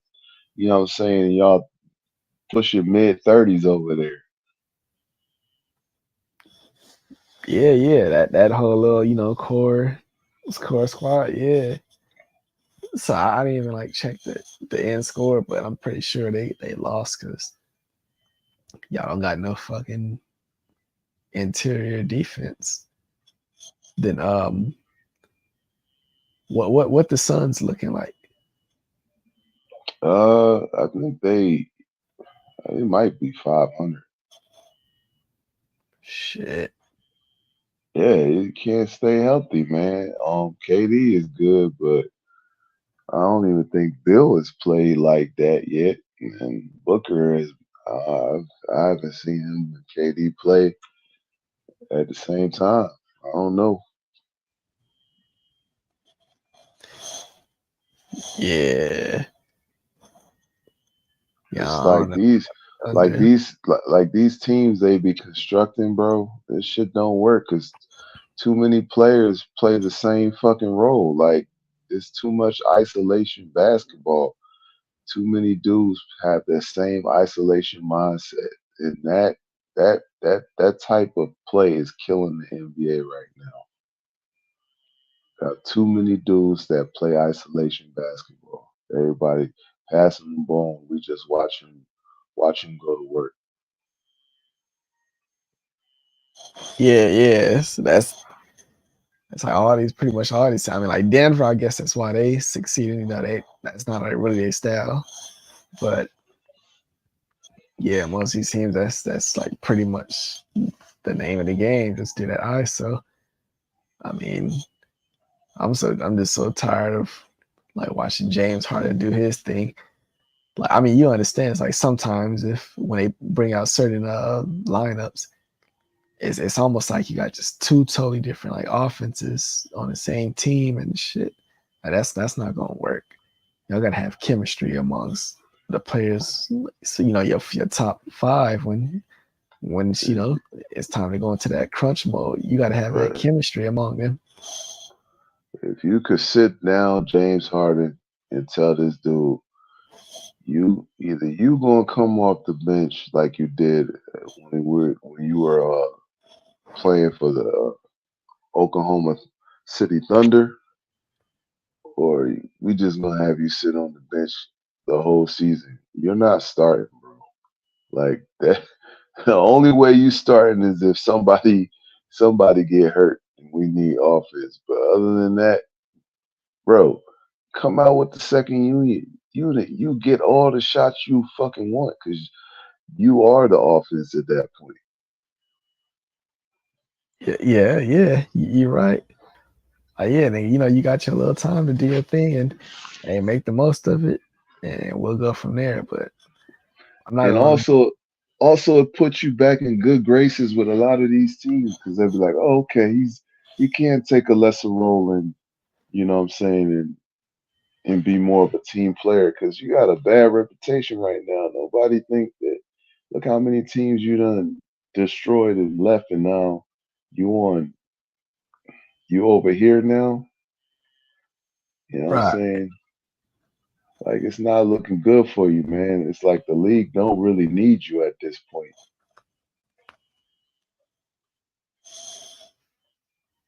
Yeah, I mean he's on his last leg. I mean, respectfully, I ain't been like a Harden fan.